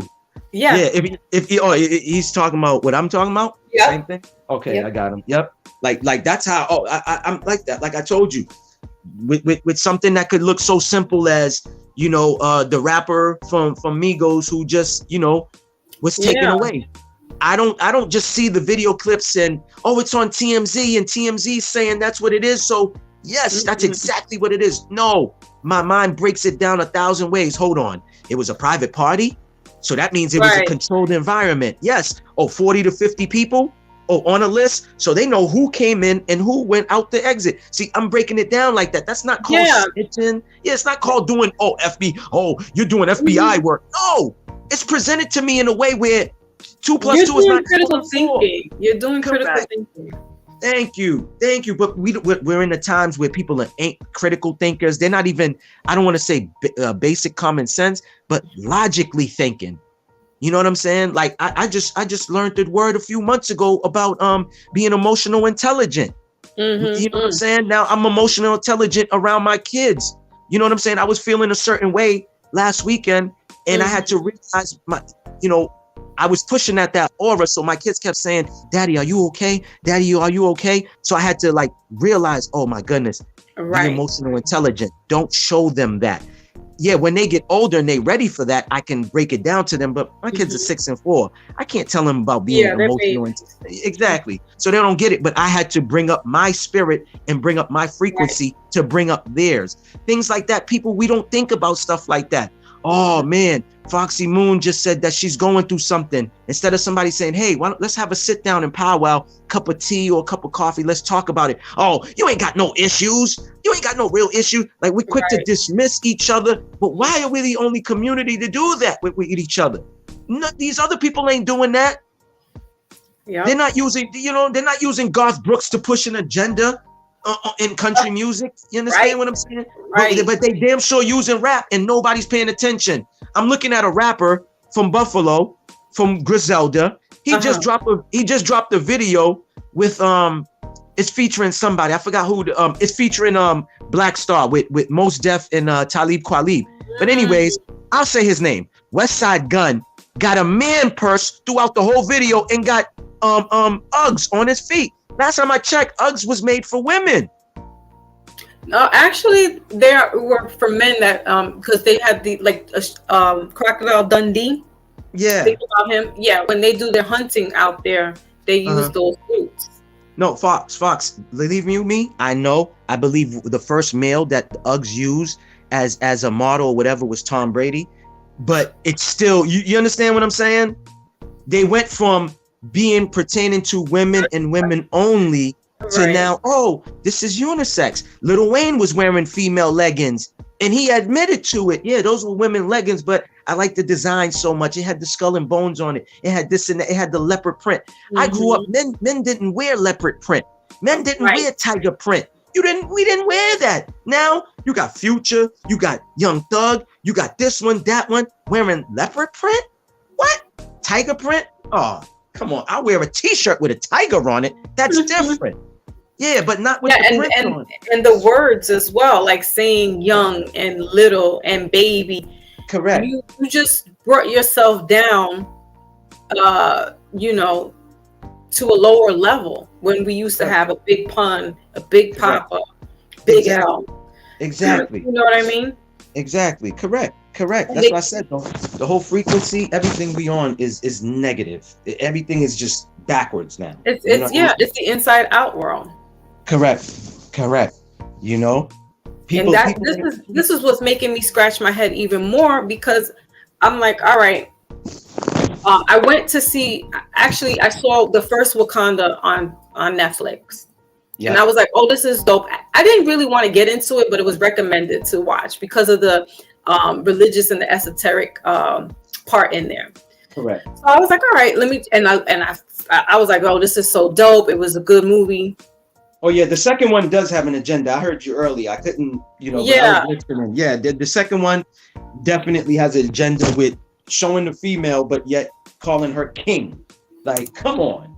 Like, if somebody doesn't see the subliminal in that, and the first thing you want to, oh, you're a conspiracy theory. I don't see anything. Or not even that. Like, you're a hater because why women can't be kings and this, that, and the third.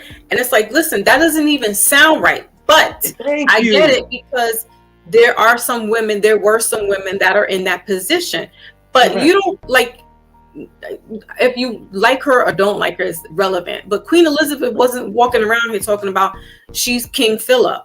Correct. Facts. You know what I mean? Like it didn't happen. It just didn't. That's what I'm saying. But and this is another back to what I said earlier. Why is it being done in our community? You don't see it in other communities. I don't see the J people presenting a woman as a man. You understand what I'm saying? And stuff like that, because I even have. Well, you know what they do? They do it in such a subtle way that it's accepted. Like with Bruce Jenner. Yep, correct. I mean, they made him go. He went on. I forgot what magazine as now Caitlyn, and that community was all embracing, and they loved it. It was Sports Illustrated. And so everybody's loving it and giving him high fives, like, "Oh, girl, you did it! You what?" Exactly. But you know what made it worse? He got an award that was supposed to go to a veteran who lost his limbs, but they gave it to I don't call him Caitlyn. Because he still has his manly part.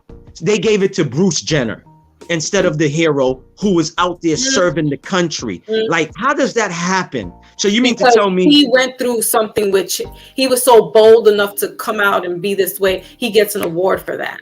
Yeah, no, I know that. I really wasn't. No. I'm saying it though, like out loud. Yeah. I know you do, but I'm just like, what? Yeah. Like what? This is what we're doing now.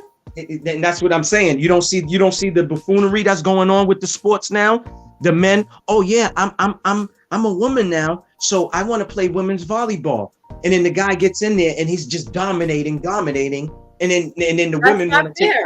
Yeah, it's not, and it's no. You can't tell me a woman can play professional football now. It's not right. No, I'm sorry. I understand on the Pop Warner level. I get it on that type of level, because when I coached, yes, we had 2 girls on the team. You know what I'm saying? But that's not that contact where you got to put all that. Correct. This ain't a professional man sport where guys is bench pressing over 500 pounds and you know all of this other stuff. Exactly. Like, come on. But this is the world we living in. But when you go to other countries, they're not doing what we doing out here. They don't do that out there. Don't. They will stone you. Look what's going on with the Muslim women out there. I think it's in Iran. They're getting stoned because they're not wanting to abide by the rules or something that's happening out there. These women are getting locked up. They're getting pebbled, rocked, stoned. Yep. China said that they took off all of the Taste the Rainbow stuff out of every ad, out of every on the screens and all that stuff. That can't be on anything. Yep. Oh, look at Babs Bunny. Why you think Babs Bunny even surpassed Drake? And anybody can go look this up. He surpassed Drake. Why? Because I can't talk about Bad Bunny. That's my daughter. She loves herself. I'm just saying, on one of the awards, you know, they said the awards. Yeah. On one of the awards, you know, they said the award show is a form of ceremony. Yeah. Yes, it's a form of rituals that they perform. And on that stage, I think it was Yankee Stadium, he did it at. You know, he kissed 2 different genders. And this is what I'm saying. Oh yeah, if you do this, you're gonna reach this plateau. You're gonna go up here. You want the fame, you want the fortune. Well, you got to do this. That's what you have to do. You gotta sell out. And people think people get up there. Oh no, Jay-Z got where he's at because of his talent. Okay, yeah, sure. It's been talentless for a long time. It's not about talent. Exactly. They nitpicking certain people too. Certain people just comes out of nowhere. Watch, next week or 2 weeks from now, there's gonna be a little something from somewhere, and all of a sudden he's gonna skyrocket and pass Little Baby and this one and that one, but came out of nowhere. And then you don't. Nobody questions anything. It's just like there's a famous rapper who passed away a few years ago. I don't want to put out his name, but this is a fact. There's people from that area, from the gang that he was claiming, that said, I never saw this dude a day in my life in my hood. Yes, that's what they're saying about this famous rapper who got, you know, taken away and all this other stuff. People don't making up stuff. Yeah, they don't. No, some of these people, you know, they made. Okay. You understand what I'm saying? They hand chosen, they picked and stuff like that.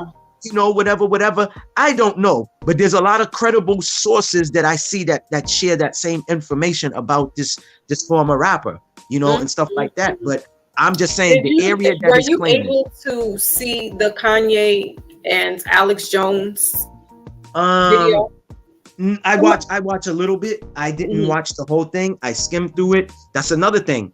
Alex Jones was in court a few months ago, right? About you know the SH high school, the kids. Yeah. I'm not gonna say too much, but what I will say, I'm a little bit more on his side with that, because there's evidence of you know stuff that they showed that you know it didn't go down the way they saying it went down. Yeah, they've been doing it forever. But so on the panel, he had Kanye there talking, and it wasn't the actual whole interview, because somebody was like, it was somebody else's panel that kind of like glued the pieces together with the conversation. And first of all, Homeboy had on an all black mask with little eyelashes. How do we know it's him? How do we even know it was him? Yeah, I know somebody has said that, but what I'm saying is that he was there with gloves on, the mask on, with little eyelashes, talking real like 7:30. Yeah, no, I heard it. MREC was playing some of the audio. He did a thing on it, but yes, I heard some of the audio. I was like, crazy. Yo, this boy wants to go into the farm for real. Yeah, he wants it seems like he wants what was done to JFK and the rest of them done to him. Yeah, and then I'm like, well, you're a coward. You're a coward. But at the same time, once again, I'm not letting that guy. Well, nobody, I don't let him distract me because, like I No, said, absolutely, because correct. But a lot of people are falling for it, though. oh A my lot, gosh, you know what I mean? they're going to war out here on these YouTube streets. Yes, I know. I've seen it. I've seen people really, literally, beefing with one another because of stupid opinions. You know what I'm saying? It's just like, yo, this is what they want. In the building, salute. I'm like, this is what they want. They causing the distraction, they causing the chaos, and then y'all actually falling, y'all actually grabbing the little crumbs in the cheese that they put in front of you. You know what I'm saying? When the bigger agendas, once again, the real meetings that are happening, they're not telling you about it, they're not informing you about it, no, and they'll never tell you that. And it's not done in front of the world as well too. Matter of fact, on your last live, we talked about it for the weather. They went to Dubai when they said the meetings was always done where you're at in New York. They always. So my question is, and this is why I said. So now when I hear that on the news, right? Okay, Foxy and Maybach always have a meeting in her state, but they're gonna move it to Dubai. First thing I say when I hear that is, okay, why?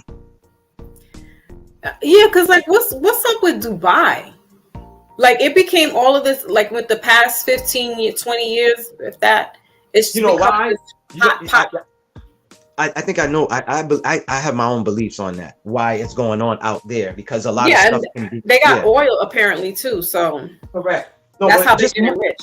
You know how it is. It's not in the United States where there's going to be mad cameras or people are going to be, you know what I'm saying? Things certain people can attend without being, without being I'm seen. like, yo, I know that they got pools out there now and stuff, but I'm like, yo, it's all desert. I don't want to be out there for vacationing. Like that whole, like I couldn't see myself going out there just to vacation. Oh, no.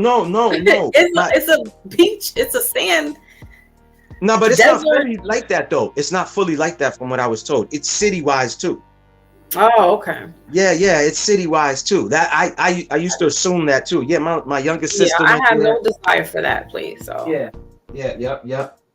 Yeah, because a lot of, like I said, a lot of things go down in Dubai. It's like the Vegas. You know how they said in Vegas, what happens in Vegas stays in Vegas. Correct. Yep. Listen, guess who just went over there? Who? Usher. He has a venue. He had a running venue in Las Vegas. That's so funny you said that, because now he's in Dubai doing a show. Okay. Yeah, because a lot of people. That's another thing. Mark. And guess what color his hair is? Oh, it's blonde. Is blonde? Yep. Oh yeah, you know what that means. You know that means.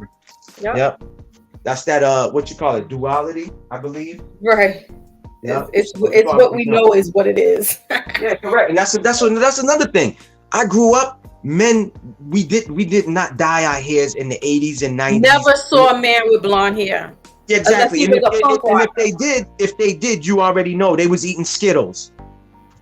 Right. Or they were more like punk rockers, like that. That's the only time I saw.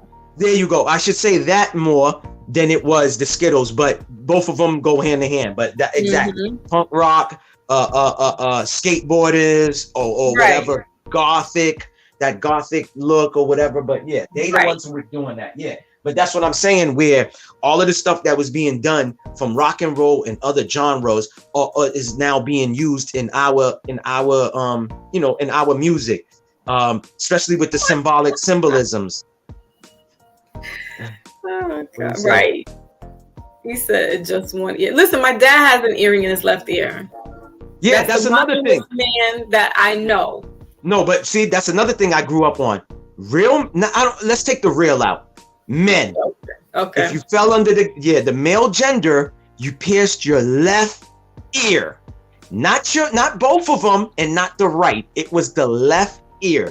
That's what I grew up on. Now, oh man, they got their tongues. They got the little bull ring in there. No, listen, man. It's just too much. I don't know, man. It's just too much. It definitely is an agenda, and so just to be aware, and not to get into these feelings, into these social media streets where you're like having a full-blown argument over somebody who doesn't even know you're alive. Yeah. Exactly. Let's get to the real picture here. And if you really want to get some business done, Correct. you better learn who you are first. Correct. And that's what Homeboy was saying, and that's all Kyrie was trying to say. I understand who I am, but it took me to do research. A lot of people's not going to do research, but I got people that follow me. So if I have this power and I have this platform, why not enlighten my peoples about it? That's all he was trying to say. But yet, Jeff Bezos, I'm still going to keep this on my platform. I'm not going to take it off. Matter of fact, I'm gonna make the price go up because there's so much attention on this film. Like, come on now. So who should really be crucified? Like, come on, let's stop it. What's going on with Brett Favre? Is he gonna get fined? Is he gonna go to jail for stealing that money? Because that's what he did. That's not allegedly. He stole the money. He lied. But yet you don't hear nothing. It's swept under. Nothing to see here. Yeah, nothing to see here, folks. Like, come on, man. Like, people don't see the play going on, and we're still being deaf, dumb, and blind. Yo, listen, man. Like I said, I can't save everybody. I can't give everybody my knowledge, my intelligence, my wits, my wisdom. I can't. But I can definitely share that with my children. I can definitely do. That's all that matters. Exactly. I'm not. Listen. I listen. I once was a sinner myself. I'm no saint. I'm not Mr. Perfect. You understand what I'm saying? I did a lot of fair share of my sinning, but my mentality, I know right from wrong right now. I'm not living that same lifestyle. So if I know, you know what I'm saying, what I'm doing is not right, why can't I get intuitively inclined with myself? Because it all starts with ourselves. I can't love Foxy if I'm not loving myself. You understand what I'm saying? Like, come on. I can't. It's the truth. Absolutely. But we want to, we be broken and thinking we can fix somebody else. How's that possible? I'm broke my damn self and I think I can, you know what I'm saying, tell you what to do with your money, but I'm broke. Like, come on, man. Listen, that's the problem. We need to wake up, man. We need to wake up and start somewhere. No, it's not going to be kumbaya. That's not realistic. At least in my world, in my eyes, that's not realistic. Everybody's not going to be kumbaya. There's going to be chaos. But in the midst of the chaos, come on. There has to be like that one accord because, and this is where I keep talking about, like, religion should be put personal. Do not put it out there. It used to be. Why is it now? Why is it now a thing now? I apologize, but go ahead. Sorry. No, it is a thing because this cuckoo head is bringing it up, and he wasn't talking like that 10 years ago. Nope. So now you got people like, oh, word, so really? So now they're going to do their research. They want to check out and see who they really are, blah, blah, blah. And there is something else going on that's bigger than you knowing or resonating with you being a Hebrew. Yep. Oh, but because people are so blind. What they want to do is put you all on one religion, one world order. Correct. And if you are going against the grain, you're going to be a problem. Correct. They taking it back to me. It's taking it back to I don't want to say biblical times, but like the Knights of the Templars around that time. You know what I'm saying? You went against the agenda. Oh yeah, you know what was happening to you. And that's funny that you say that because there were organization that was supposed to keep the secrecy of Jesus's blood or the Holy Grail. Yeah, correct. And we're back to that again now. Now we're back to the religion playing itself out, and it's like, listen, that the age of Pisces is over. It's over. You got to know now that this is what it is, and if it affects you in a certain kind of way, sorry, but that's the bitter truth. Right. I am so I'm emotionally hurt right now of the things that I'm learning within the past couple of months, just with this the America thing and there's some real scholars out here that have been doing work for years and they're on YouTube and I'm like, what? Like, blowing me away. Yeah. And it's, so what I'm trying to say is that I'll listen to some of these people because it sounds credible and it resonates with me. But for so long, I've been listening to another doctrine and believe that was real. Correct. So why Correct. can't now we shift the focus, and somebody who's talking some realness to us take heed instead of Correct. joking them and clowning them like, oh, they pseudo, oh, they, spooky, all that stupidness. Correct. And they don't understand all of that was put to still oppress and suppress the masses. At the end of the day. Yo, somebody was on Spooky Hours, and it's funny because he made. I'm like, yo, did he listen to me on a live or something before? Nah, serious, because he brought up Catholic stuff. He's like, yo, it took me to grow up and start researching to realize a lot of stuff that I was doing in Catholic school did not make no sense. We was praying to certain statues that it was like, yo, right. Why we pray? Yeah, you know what I'm saying? And I'm like, wow, it's like the same words that I said. I was like, yo, this.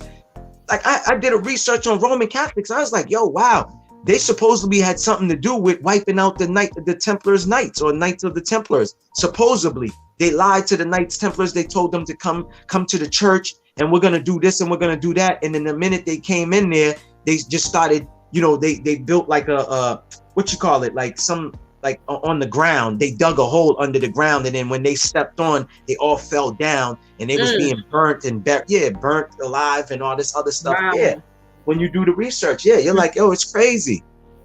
Stuff about the like, yo, I'm not even. Not that one. Yeah, I ain't gonna go in, but the real White House.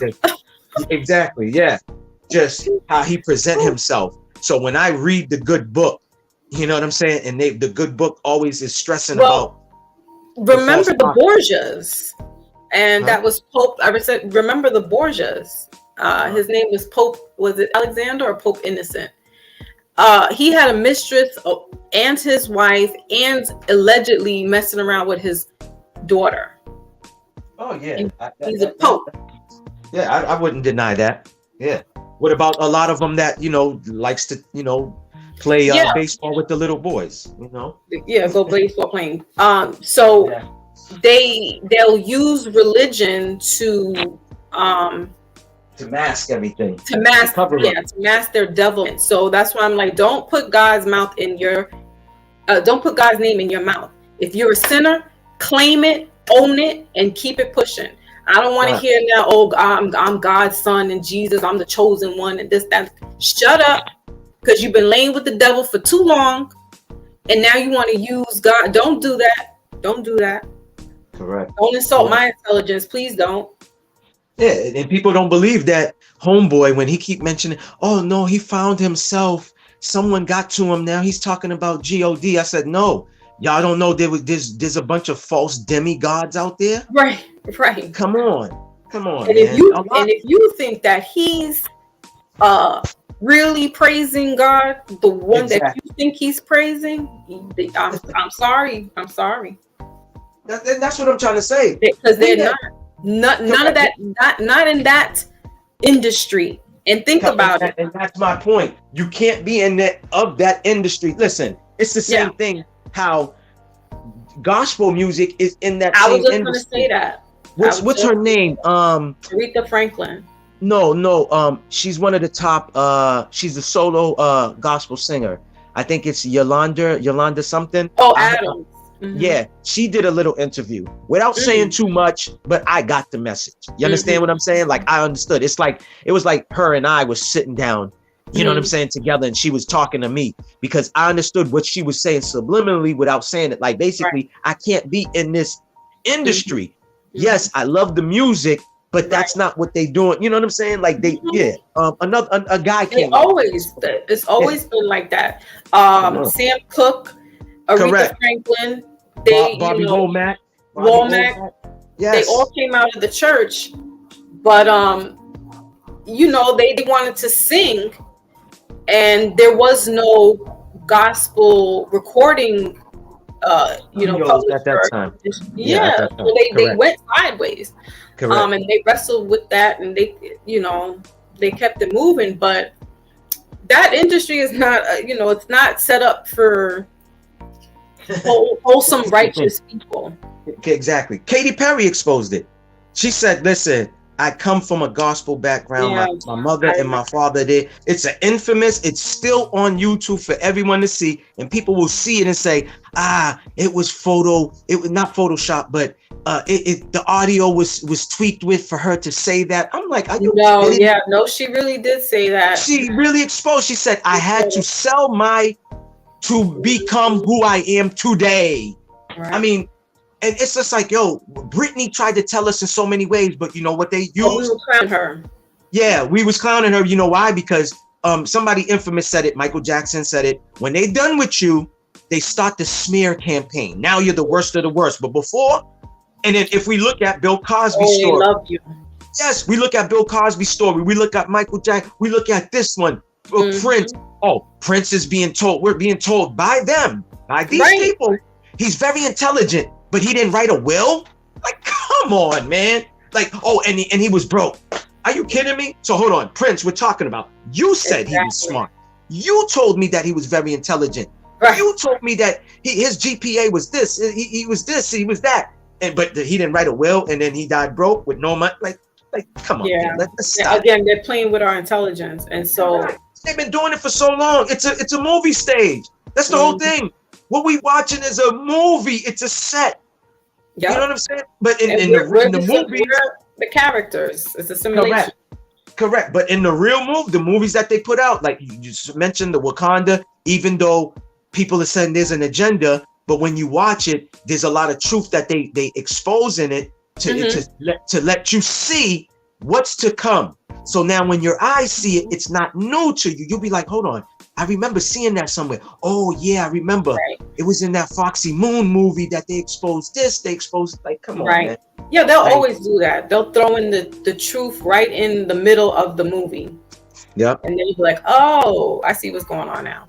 Oh, listen, I got to send you something on IG. It's about how many presidents from other countries that were taken, away from us. And when you see that, yes, and a lot of it traced back to Africa. Where, you know what I'm saying? Uganda, Ghana, over here, Muammar Gaddafi's on that list. You know what I'm saying? When you watch it, and then whose name they keep mentioning, this one particular individuals that have this, it's you're like, yo, bro, we over here. What are you doing way over there? We over here. What are you doing? They got their nose everywhere. That's why when you brought up, oh, I wonder why they're going to Dubai.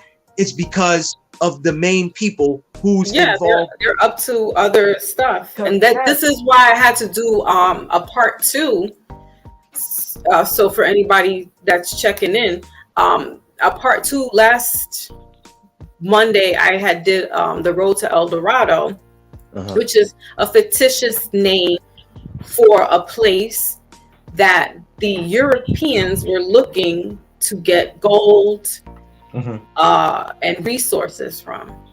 But I couldn't let it sit there because there was more stuff, and then the Wakanda came out, and I was like, I was going to add that, and I said, I didn't have enough time.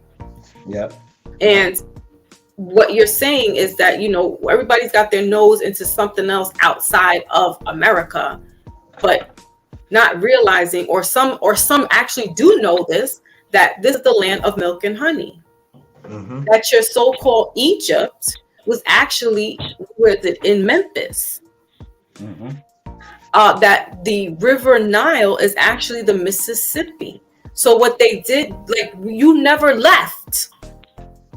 But I can't I don't have references to point to say that the Atlantic slave trade, didn't happen, or, because we know that did happen. But there was a lot of back and forth way before that too. Correct. And so you're asking you're demanding, or no, they're not demanding, they're asking for their land back. But you gave it up. And even if you try to protect it, it failed, but this is still your land. And so, that's what's another issue, is that people are being stirred all over the place and spun around into different areas. and got their nose in different parts of the world. I'm like, listen, no. Right here is where you got to stay focused at. Right here. They want to come over here. What does Smooth say? Right. We built or helped build this country, and they showing you like, oh yeah, we used you. Thank you very much. Thanks for your services. Thanks for your hard work. Right. You know, you're nothing. Go over here and go in the back of the line and catch the crumbs. You know? Mm-hmm. Like I told you, I'm learning about Tartaria. My thing is like, okay, that was a civilization that was creating structural, they were masters like of architect. Why are you trying to whitewash their history? But why is Russia exposing it? So Tartaria like was once near Russia or something like that. It was a thriving. Now were they the Moors? Was this the Moors? No, but they were very intelligent as far as like architectural wise. Like, so some of some of the old school, the roofs that we have to this day, not to this day, but like on historical cathedrals, on some of the churches, some of these like Capitol Hills and stuff like that. They the ones who came out with that round shape type of architect. Basically, they came out. That's their ideas and all this other stuff. And how when the mud flood happened, they used the mud flood to basically say, okay, well, since the mud flood happened, we can build on top of these structures and people will forget about what was here before. So it's similar to when you do the matchup to our history or to certain civilizations' histories. Why they don't want you to know about that? What is the reason? And like I said, I like to use the saying because I was taught that by my father. Only liars want to silence the truth. You know what I'm saying? That's it. And it's that's what happened in South America. They put, they basically covered up those mounds and the pyramids. And now they're being unearthed through nature and through people just walking around. And this is where the discovery. Perfect. I'm glad that you said that word, unearthed. That's what's going on with these structurals. I apologize for interrupting, but I'm glad you said that word. That's the perfect word they're using. It's being unearthed because of the climax change or what's going on with the weather, whether they're manipulating, whatever. Right. A lot of things is happening. Did you hear about that major river? I think it might be in China. I forgot the name of it, but China's river too. There's a major river in China that's dried up. And then there's another one that's supposed to be in the Bible. And they say when this dries up, there you go. I know if I kept saying, yep. Continue on. Yeah, because, I apologize. Brother Pinero, I was on his panel a couple of months back. And that's how I found out. He told me. I was like, what? He said, yeah, the Euphrates is dried up. Correct. Well then, we need to do what we got to do then, because it's going to be looking real spooky come the winter time. It's been spooky for the last 10 years. Yeah, but you know what? It's getting worse. No, it definitely. It has been building up from that. It definitely has been getting more spookier because I'm hearing an ex-former high-ranking military said the military's been opening up portals. This is his word. Yes, I was like, did you send me that? You said, can I send it to you? No, I said, I think you sent No, I did not send that to you. I saw it somewhere though, because I heard that same thing. Yes, I will find it, or you could just type up, I heard. That's what I'm saying. I'm trying to jog my memory with you, but I heard it. I saw that. Yes, yeah, I watched the video.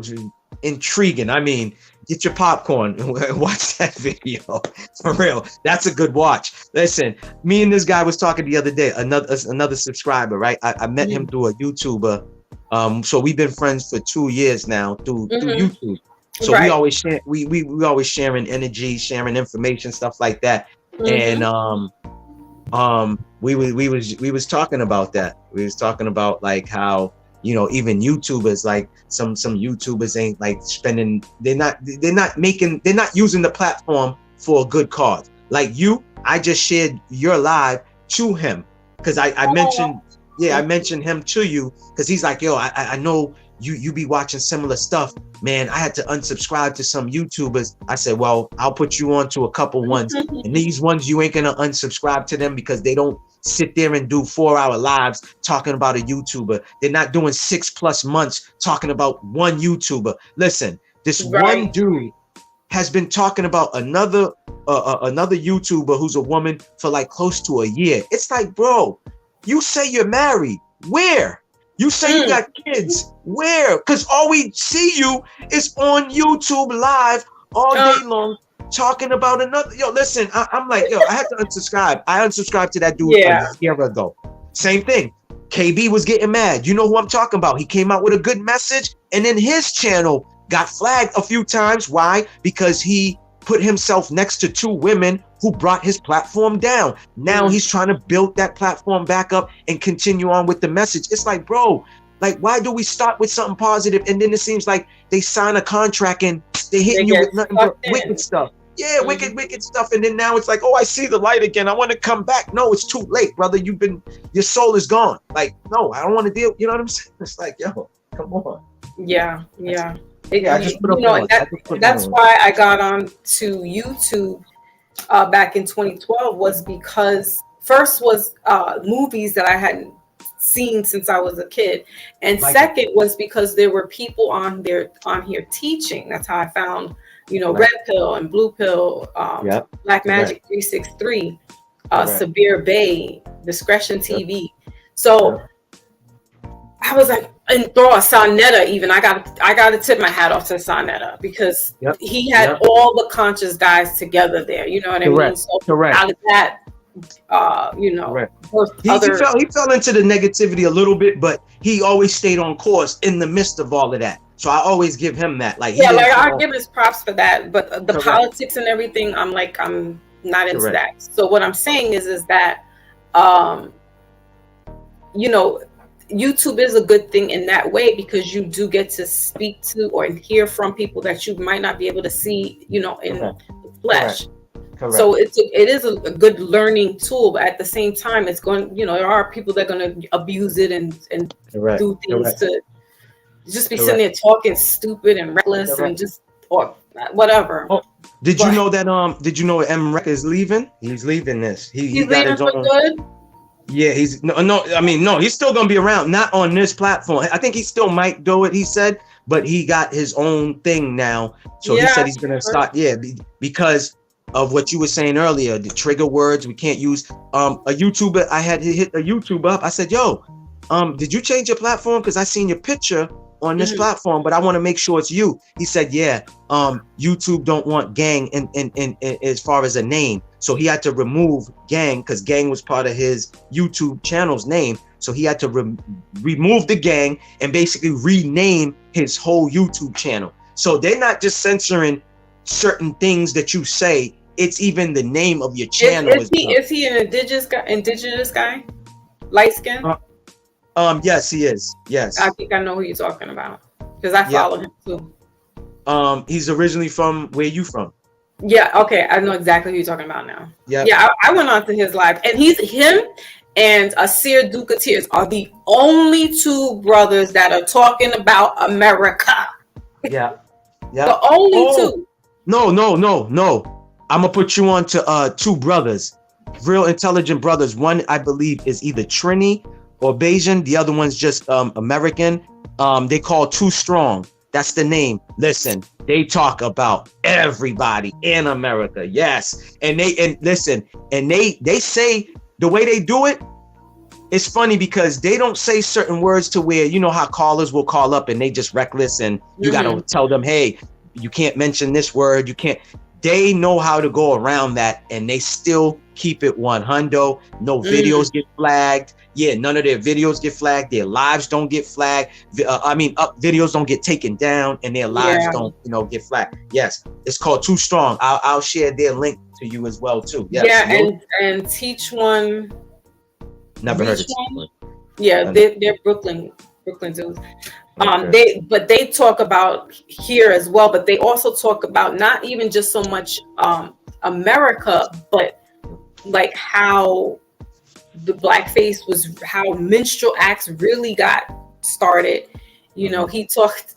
They brought up about Noble Drew Ali, and you know what? It's not to talk about, but it's to not talk about him, but to enlighten us that every one of these people that you see, except for Malcolm X, was actually frauds in some way. Yeah. Oh, they damn sure released information now too. Yeah, that's another thing. Right. Oh, And so you thought he was your that's what hero? I'm saying. With the past couple of weeks, like months, I'm like, oh my God, it's like I have to unpack everything that I've learned in my head. Correct.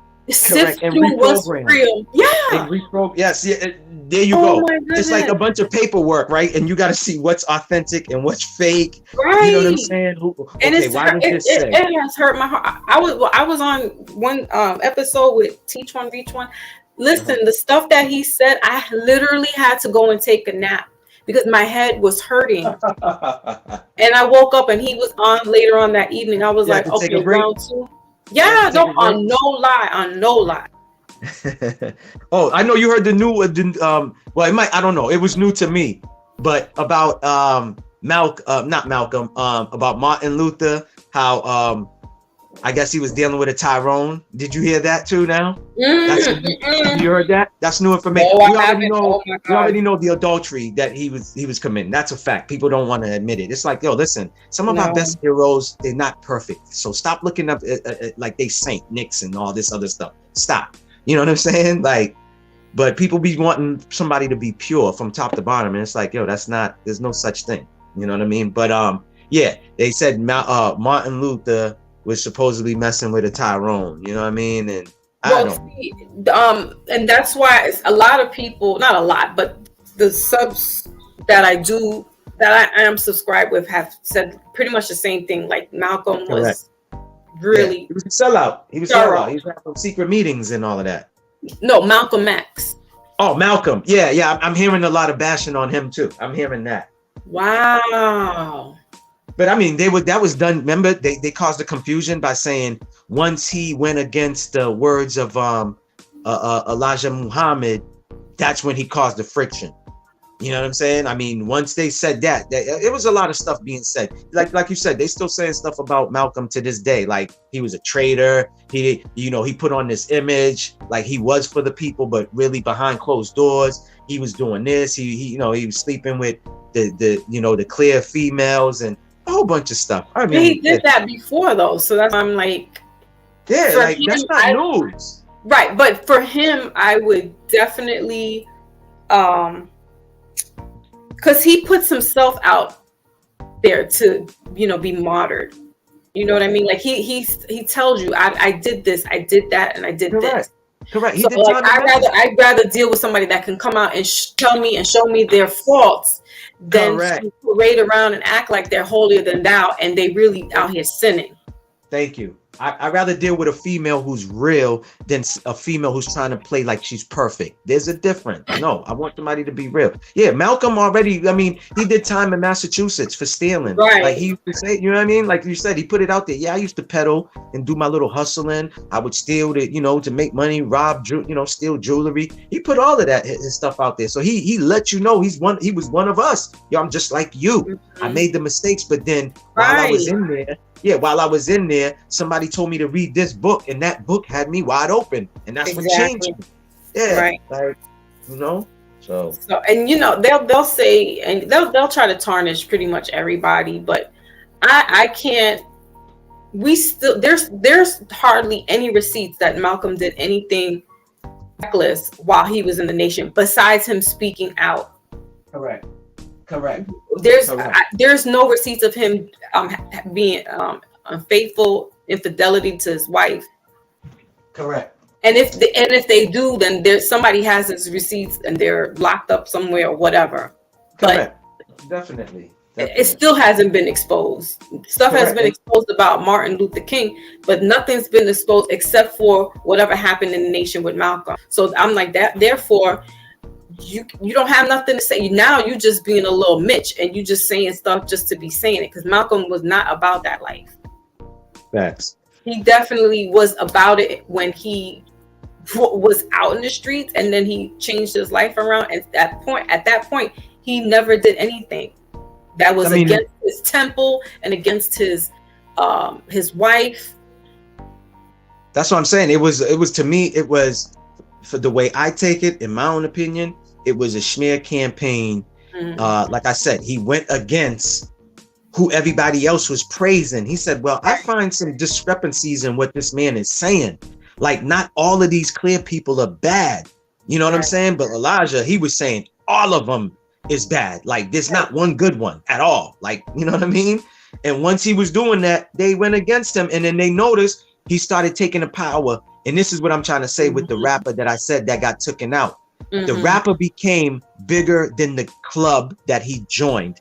And those type of clubs, you're not supposed to be bigger. Right. No one man is bigger than. Exactly. And that to me, I put Malcolm and that rapper in the same thing. That's how I look at it. That's how I view it. Malcolm became bigger than a lot of people. He surpassed a lot of people. He had the youth and a lot of the women that was following more him. And the elders was like, hold up. That's right. We don't like, we don't like what's going on here. Who's this dude? What do you think he is? Oh, word?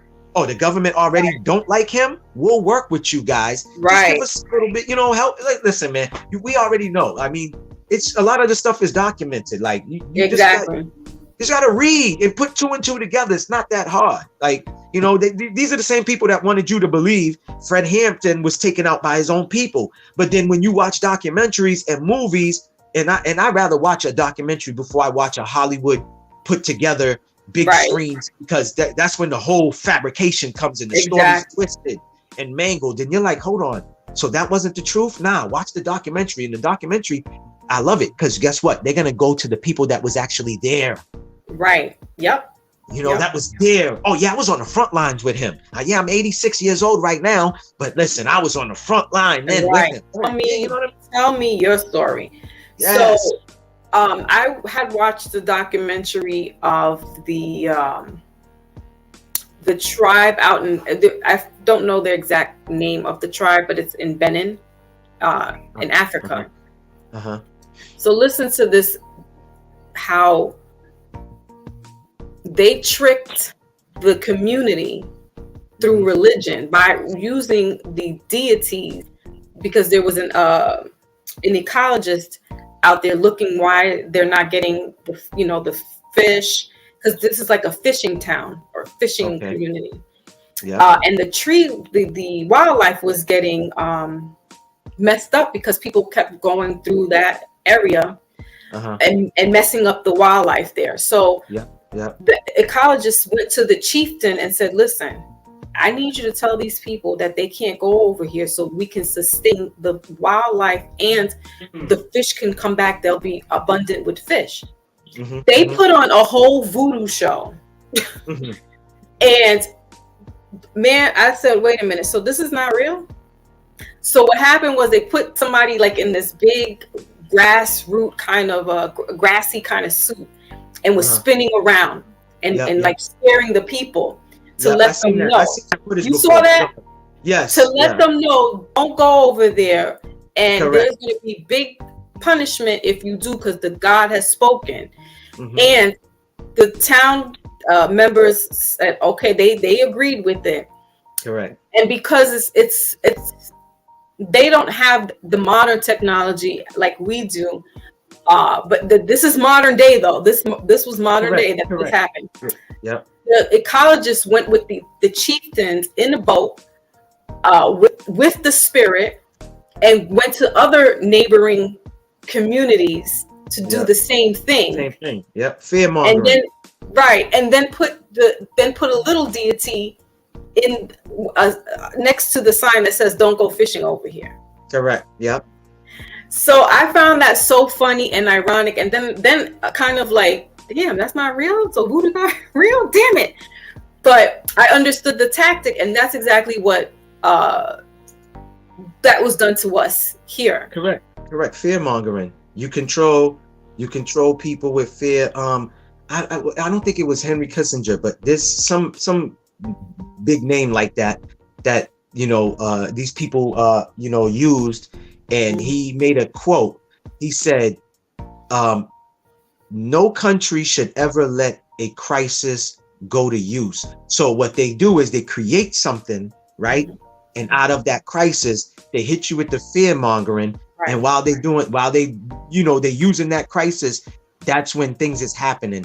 Policies is being changed, laws is being written, right, and all that other stuff. You know what I'm saying? Like I told somebody, perfect information. I'm not going to get too much into it, but part of the Patriot Act, when they presented that to people, yes, there's an infamous saying. I'm gonna make something that's long short. Give up. I think it's give up your liberty for I think it's give up your liberty for a little bit of freedom or something like that. It's vice versa or something like that. Now right. they come out with these sayings. People don't research, they don't go read. They just said, okay, this is what this saying means and this is what it is. So in order for us to protect you from the big bad wolf, you're gonna have to give us a little bit of something, and that little bit of something that you give up, it's not really a little bit, it's a lot.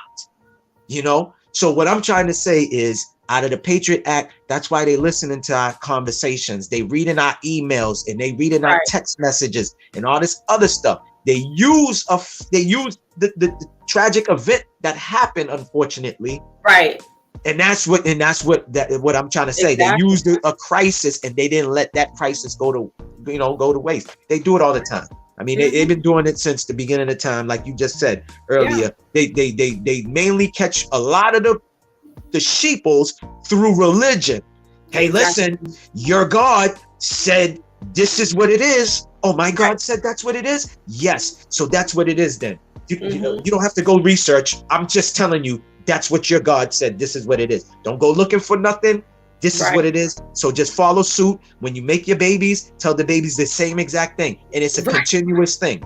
Yes. Yeah. Just like our parents, unfortunately, being foreigners, they definitely was misinformed. Never mind the people that came from this land that was already misinformed. We coming from a third world country, like you said. Yeah, it might be modern time, whether it was in the 80s, but you're living in a country that's poor, that's devastated. Why is it poor? Because another big country always got their hands in something. Exactly. Oh yeah, you want clean water? Well, guess what? The only place you can get clean water is from us. Not left, not right, not the front of you, not behind you. So you have to deal with me. And in order for you to deal with me to get this clean water, you know what I want you to do in your country? I want you to, we want people to take these juices. We want them to, they have to have TVs. I told you about India passing a law. This is why I brought up this topic, because, again, no disrespect to modern day Africa, the name Africa, but America's has a lot to offer, and we've been pulled apart from on our own very land and been misguided and misdirected. And so we need to have this conversation to, remind people, like, listen, before you go jumping ship to go out there, have you visited places in here in your homeland? I haven't, and I want to. The only urge that I have to go across the sea to visit is, Egypt. But because of the hype. Other than that, I really have no desire to go over to Africa. Really, I don't. There's more here for me to explore and learn and know. And while North America is my native home, my mother's land is in Jamaica. So, I'm going to be doing all that before I go to Africa. And even if there is a percentage of, indigenous, native African bloodline, all right. But don't force feed me that we all came from out of there. Because they've been talking to us about this we're 46 years old. They've been telling us for 40 years. Since we started learning about it, 5 years old. You learn it when you go to school. They tell you this in school. The slave trade. They tell you Thanksgiving. They tell you all this stuff. Correct. But they don't really, the only time they talk about natives is, again, in the books. Like, they really didn't talk to us about the true landlords of America. And they wanted you to believe that the natives were bad too. They were evil. Exactly. You know? And that they're practicing all kinds of witchcraft or whatnot. But you followed us. Just as I had said, they sat and watched the natives using the spring waters as medicinal healing. And what did they do? Go remove those natives out of there, those indigenous people, and then they capitalized on the spring waters. Mm-hmm. They want you to believe they brought in diseases as well too, and that's true. The diseases was coming from the Europeans that was colonizing these areas. They the ones. Yeah, because they weren't the most hygienic people. You're right. And you're traveling from wherever you coming from, exactly, over to these parts. Yeah, you the one who brought it in, but you want us to believe, oh yeah, it was them. It was these people. You know, right. Come on, like stop. And because they were not only washing daily, they were also, there was no such thing as unprotected, protected sex. Correct. But correct. Because they didn't wash up. Correct.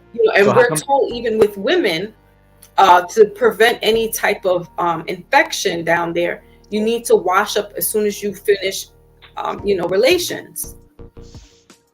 So this kind of breaks before you can get any infection. Now, is that a safeguard?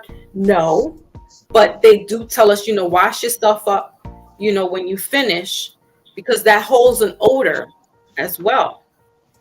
So these people were coming over here already syphilis up, all kind of gonorrhea up. Then they had their smallpox and all the other kind of illnesses and diseases that were happening over there. But those were created, though. Those were created.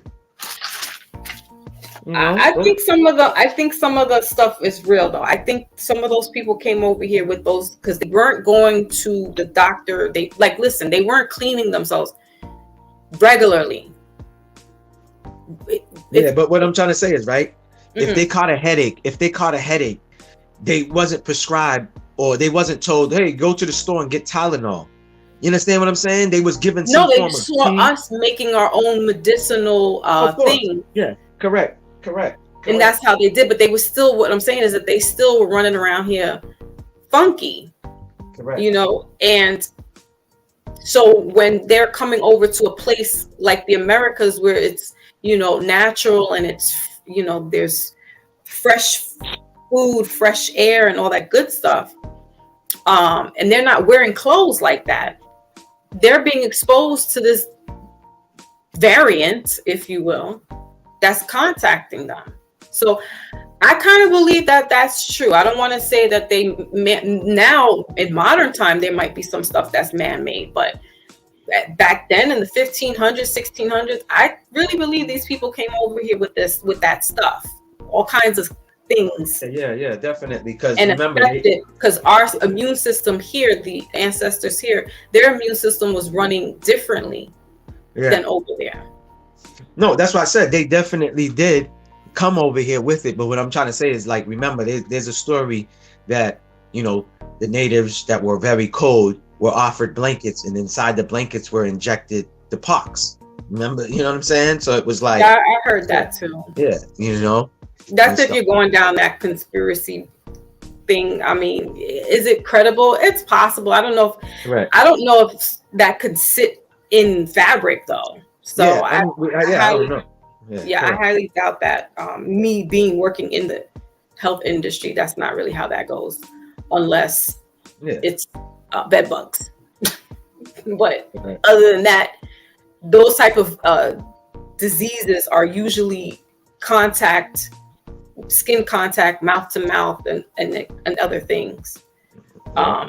So, and then you have to think, that's why I said, let's go on this time travel and go back in time and put ourselves back into the 1600s of America, not in Europe, but America, you know, we're really just walking around here free. And I'm not talking about from bondage. I'm talking about like our bodies are free from all kinds of ailments. We have herbs here that can heal us. You know, we're out in the sun all day, so we're getting the natural vitamin. Remember, there's no pollution at this point, so everything's organic. Correct. You're really just an organic being out here in those streets. And now you get some variant that comes over here, and they're already sloppy and messy and don't take care of their bodies that way. They come over here to these organic indigenous people. You know, that's a recipe for disaster, especially when they go ahead and take advantage of the women and children. You know, they walking around with herpes on their mouth and stuff like that.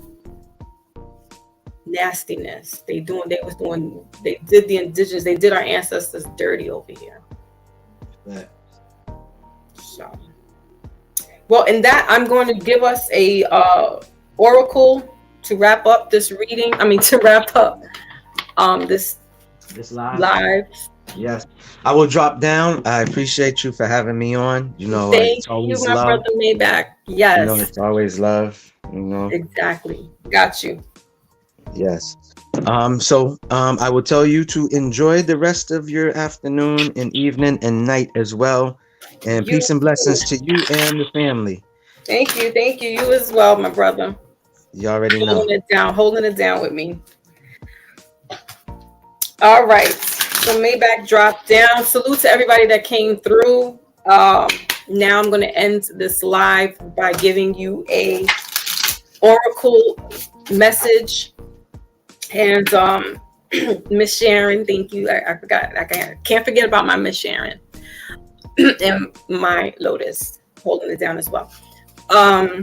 So these are just conversations that I like to have for anybody that's new to the platform, and salute to the new subscribers as well, that we need to have it. And, you know, and we need to get the information as correct as possible, because there's a lot of stuff, there's a lot of distractions out there for us to get into, and that's depending on how healthy it is,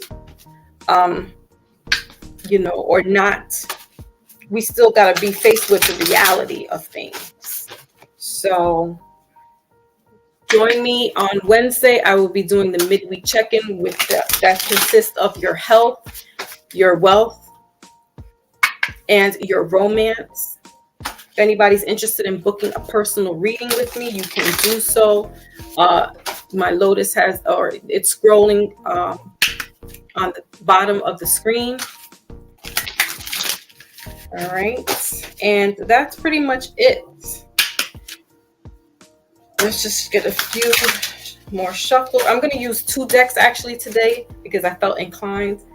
Spirit wanted me to do that. So we got Divine Beloved as one oracle deck, and then we have the Divination of Ancients, because we're talking about our ancient ancestors, our ancient civilization here in the Americas. So I was led to pick that up and felt that was fitting for that. If you're interested in doing a personal reading, but you're not too informed about tarots, or you feel a little weirded out by tarots, I do have a section where you can just do one oracle reading, and you know, it's about 15 minutes of our time, and you know, that gives a little insight to what's going on. And if you feel more comfortable, you can then book a 5-card spread with me at another time. So that's just a little tidbit there, you know. And if it doesn't resonate, you know, a lot of people want to, and even that's just normal, people want to have a reading that oh my goodness, this is about me, this sounds like me. You know, it could, but we don't want to fold the message in completely, like it's all of your message. You know, if some things just don't make sense, then that's really not your message. or it's not the message of the time at that time. Come back to it, listen to it, and see if it resonates then. And that's all. That's all. All right, so let's get a card here. So we got harmony. Oh, excuse me, honoring. All right, middle of the deck is playfulness. Bottom of the deck is beauty. Okay. So your card collective is honoring, just what we were talking about. Look at that. Got the ancestors here showing up. Honoring. It wouldn't be right not to honor all the ancestors, not just picking and choosing which religion, or if your great grandmother was a high priestess and your grandfather was a Muslim. Not that the two they could go together, but I'm giving an example. You're not going to take one without the other. Those are your grandparents, your great grandparents, right? So it's honoring them all and everything that they've paved the way with. Look at, even these flowers are reminding me of that Central America, that South America kind of feel, that Caribbean, very vibrant. And the card says here, change me, beloved, into one who honors my emotions. Let me feel my feelings without judgment and then release them. Show me how to be kind and loving to the child inside who needs care. All right. So, also, we're in a full moon coming up in another day or so. You could be feeling those emotions now. Just try to be easy with yourself. Go with the flow of things. Mars is still in retrograde, and it's in the sign of Gemini. So, this communication could be a little aggressive and rather brutally honest. And so that could hurt some feelings. But just know that it's for the moment. Take what the message is, and where you need to apply it and keep it moving, right? Bottom of the deck says beauty. Change me, divine beloved, into one who knows without question my own beauty, worthiness, and desirability. Let me remember constantly who I am, love itself in a temporary human form. Again, spirits are speaking, all right? So, for some of us, butterflies could be a message from your ancestors, maybe a grandmother, aunt, mother figure, or could have been a child that passed on. All right, there's this connection there's this covenant here between the both of you. So this could be a generational thing. This is why we need to honor our ancestors, because it is generational. They gave birth to you, not directly, but through the bloodline. So it's honoring them. And let's get our ancient deck here now as well. And then we will finish this live.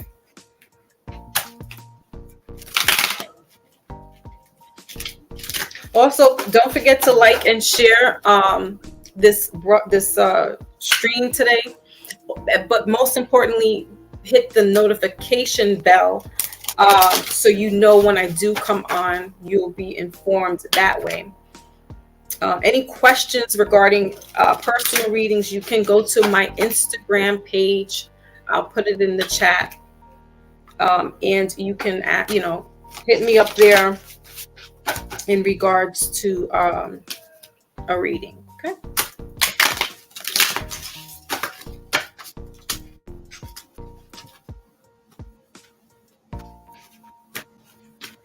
Okay. So let's see.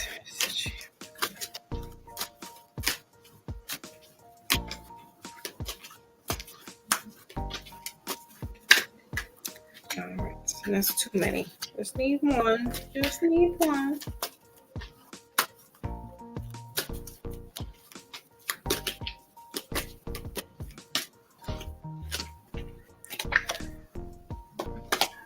is okay. Hold on, let me shuffle again, guys. Just need one.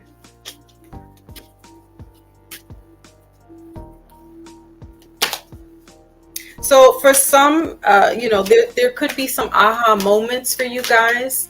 I'm seeing a lot of thunderbolt like energy. So you could be getting some ideas or a brainstorm. Yeah, look, we got thunder right there at the bottom of the deck. See, that's what I was seeing. All right, so your card rather, excuse me, is clouds. All right, again, look at how those stars are sparkling. They're like ancestors. All right, and then bottom of the deck is thunder and lightning. That's what I had saw. So you could be getting some information, telepathically, or not so much from a physical being, but from a ancestor on the other side, okay, who's transitioned over.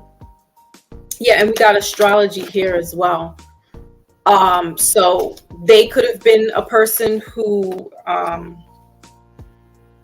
was into astrology, who also could have been a reader, or just into that spirituality type world. All right, so clouds here, mystical is underneath that.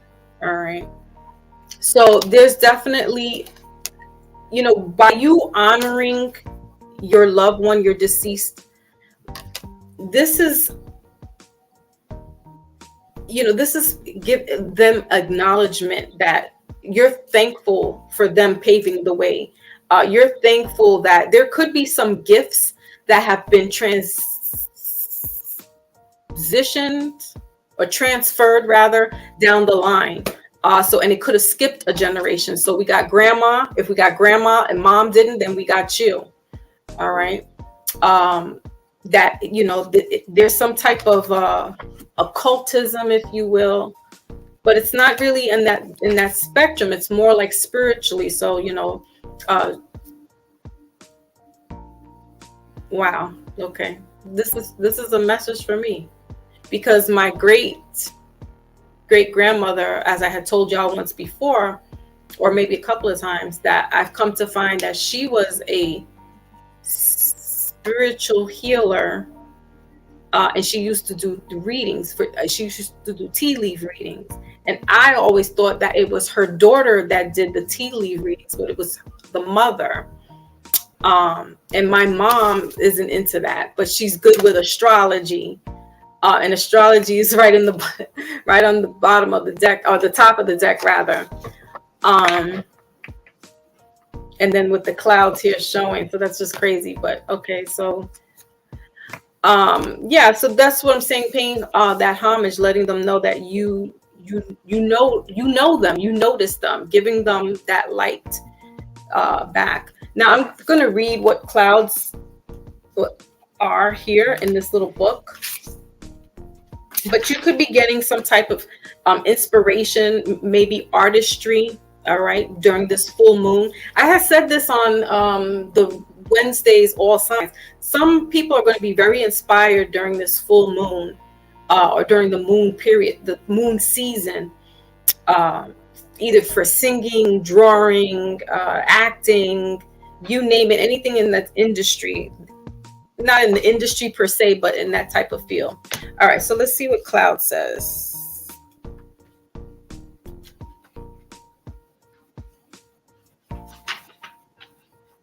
Okay. So I will hold the card up and you guys can just marinate on that while I read here. All right, it says a wonderful gateway has opened up for you and you are experiencing mystical occurrences. Do not discount these encounters as mere figments of your imagination. What you are witnessing is very real. So use your natural and psychic gifts to explore the esoteric realms. I said the esoteric, right? Your imagination is key. When what you're experiencing is real. Practice daily meditation. You are a spiritual teacher. Your guides are trying to tell you something important. Learn how to tune into the world of spirit. You are a natural psychic. Okay. So that has been your Mindful Monday. And I will catch you guys on the flip side. Peace. My Lotus, thank you so much again for holding it down. And yeah, Wednesday, guys. Catch you there.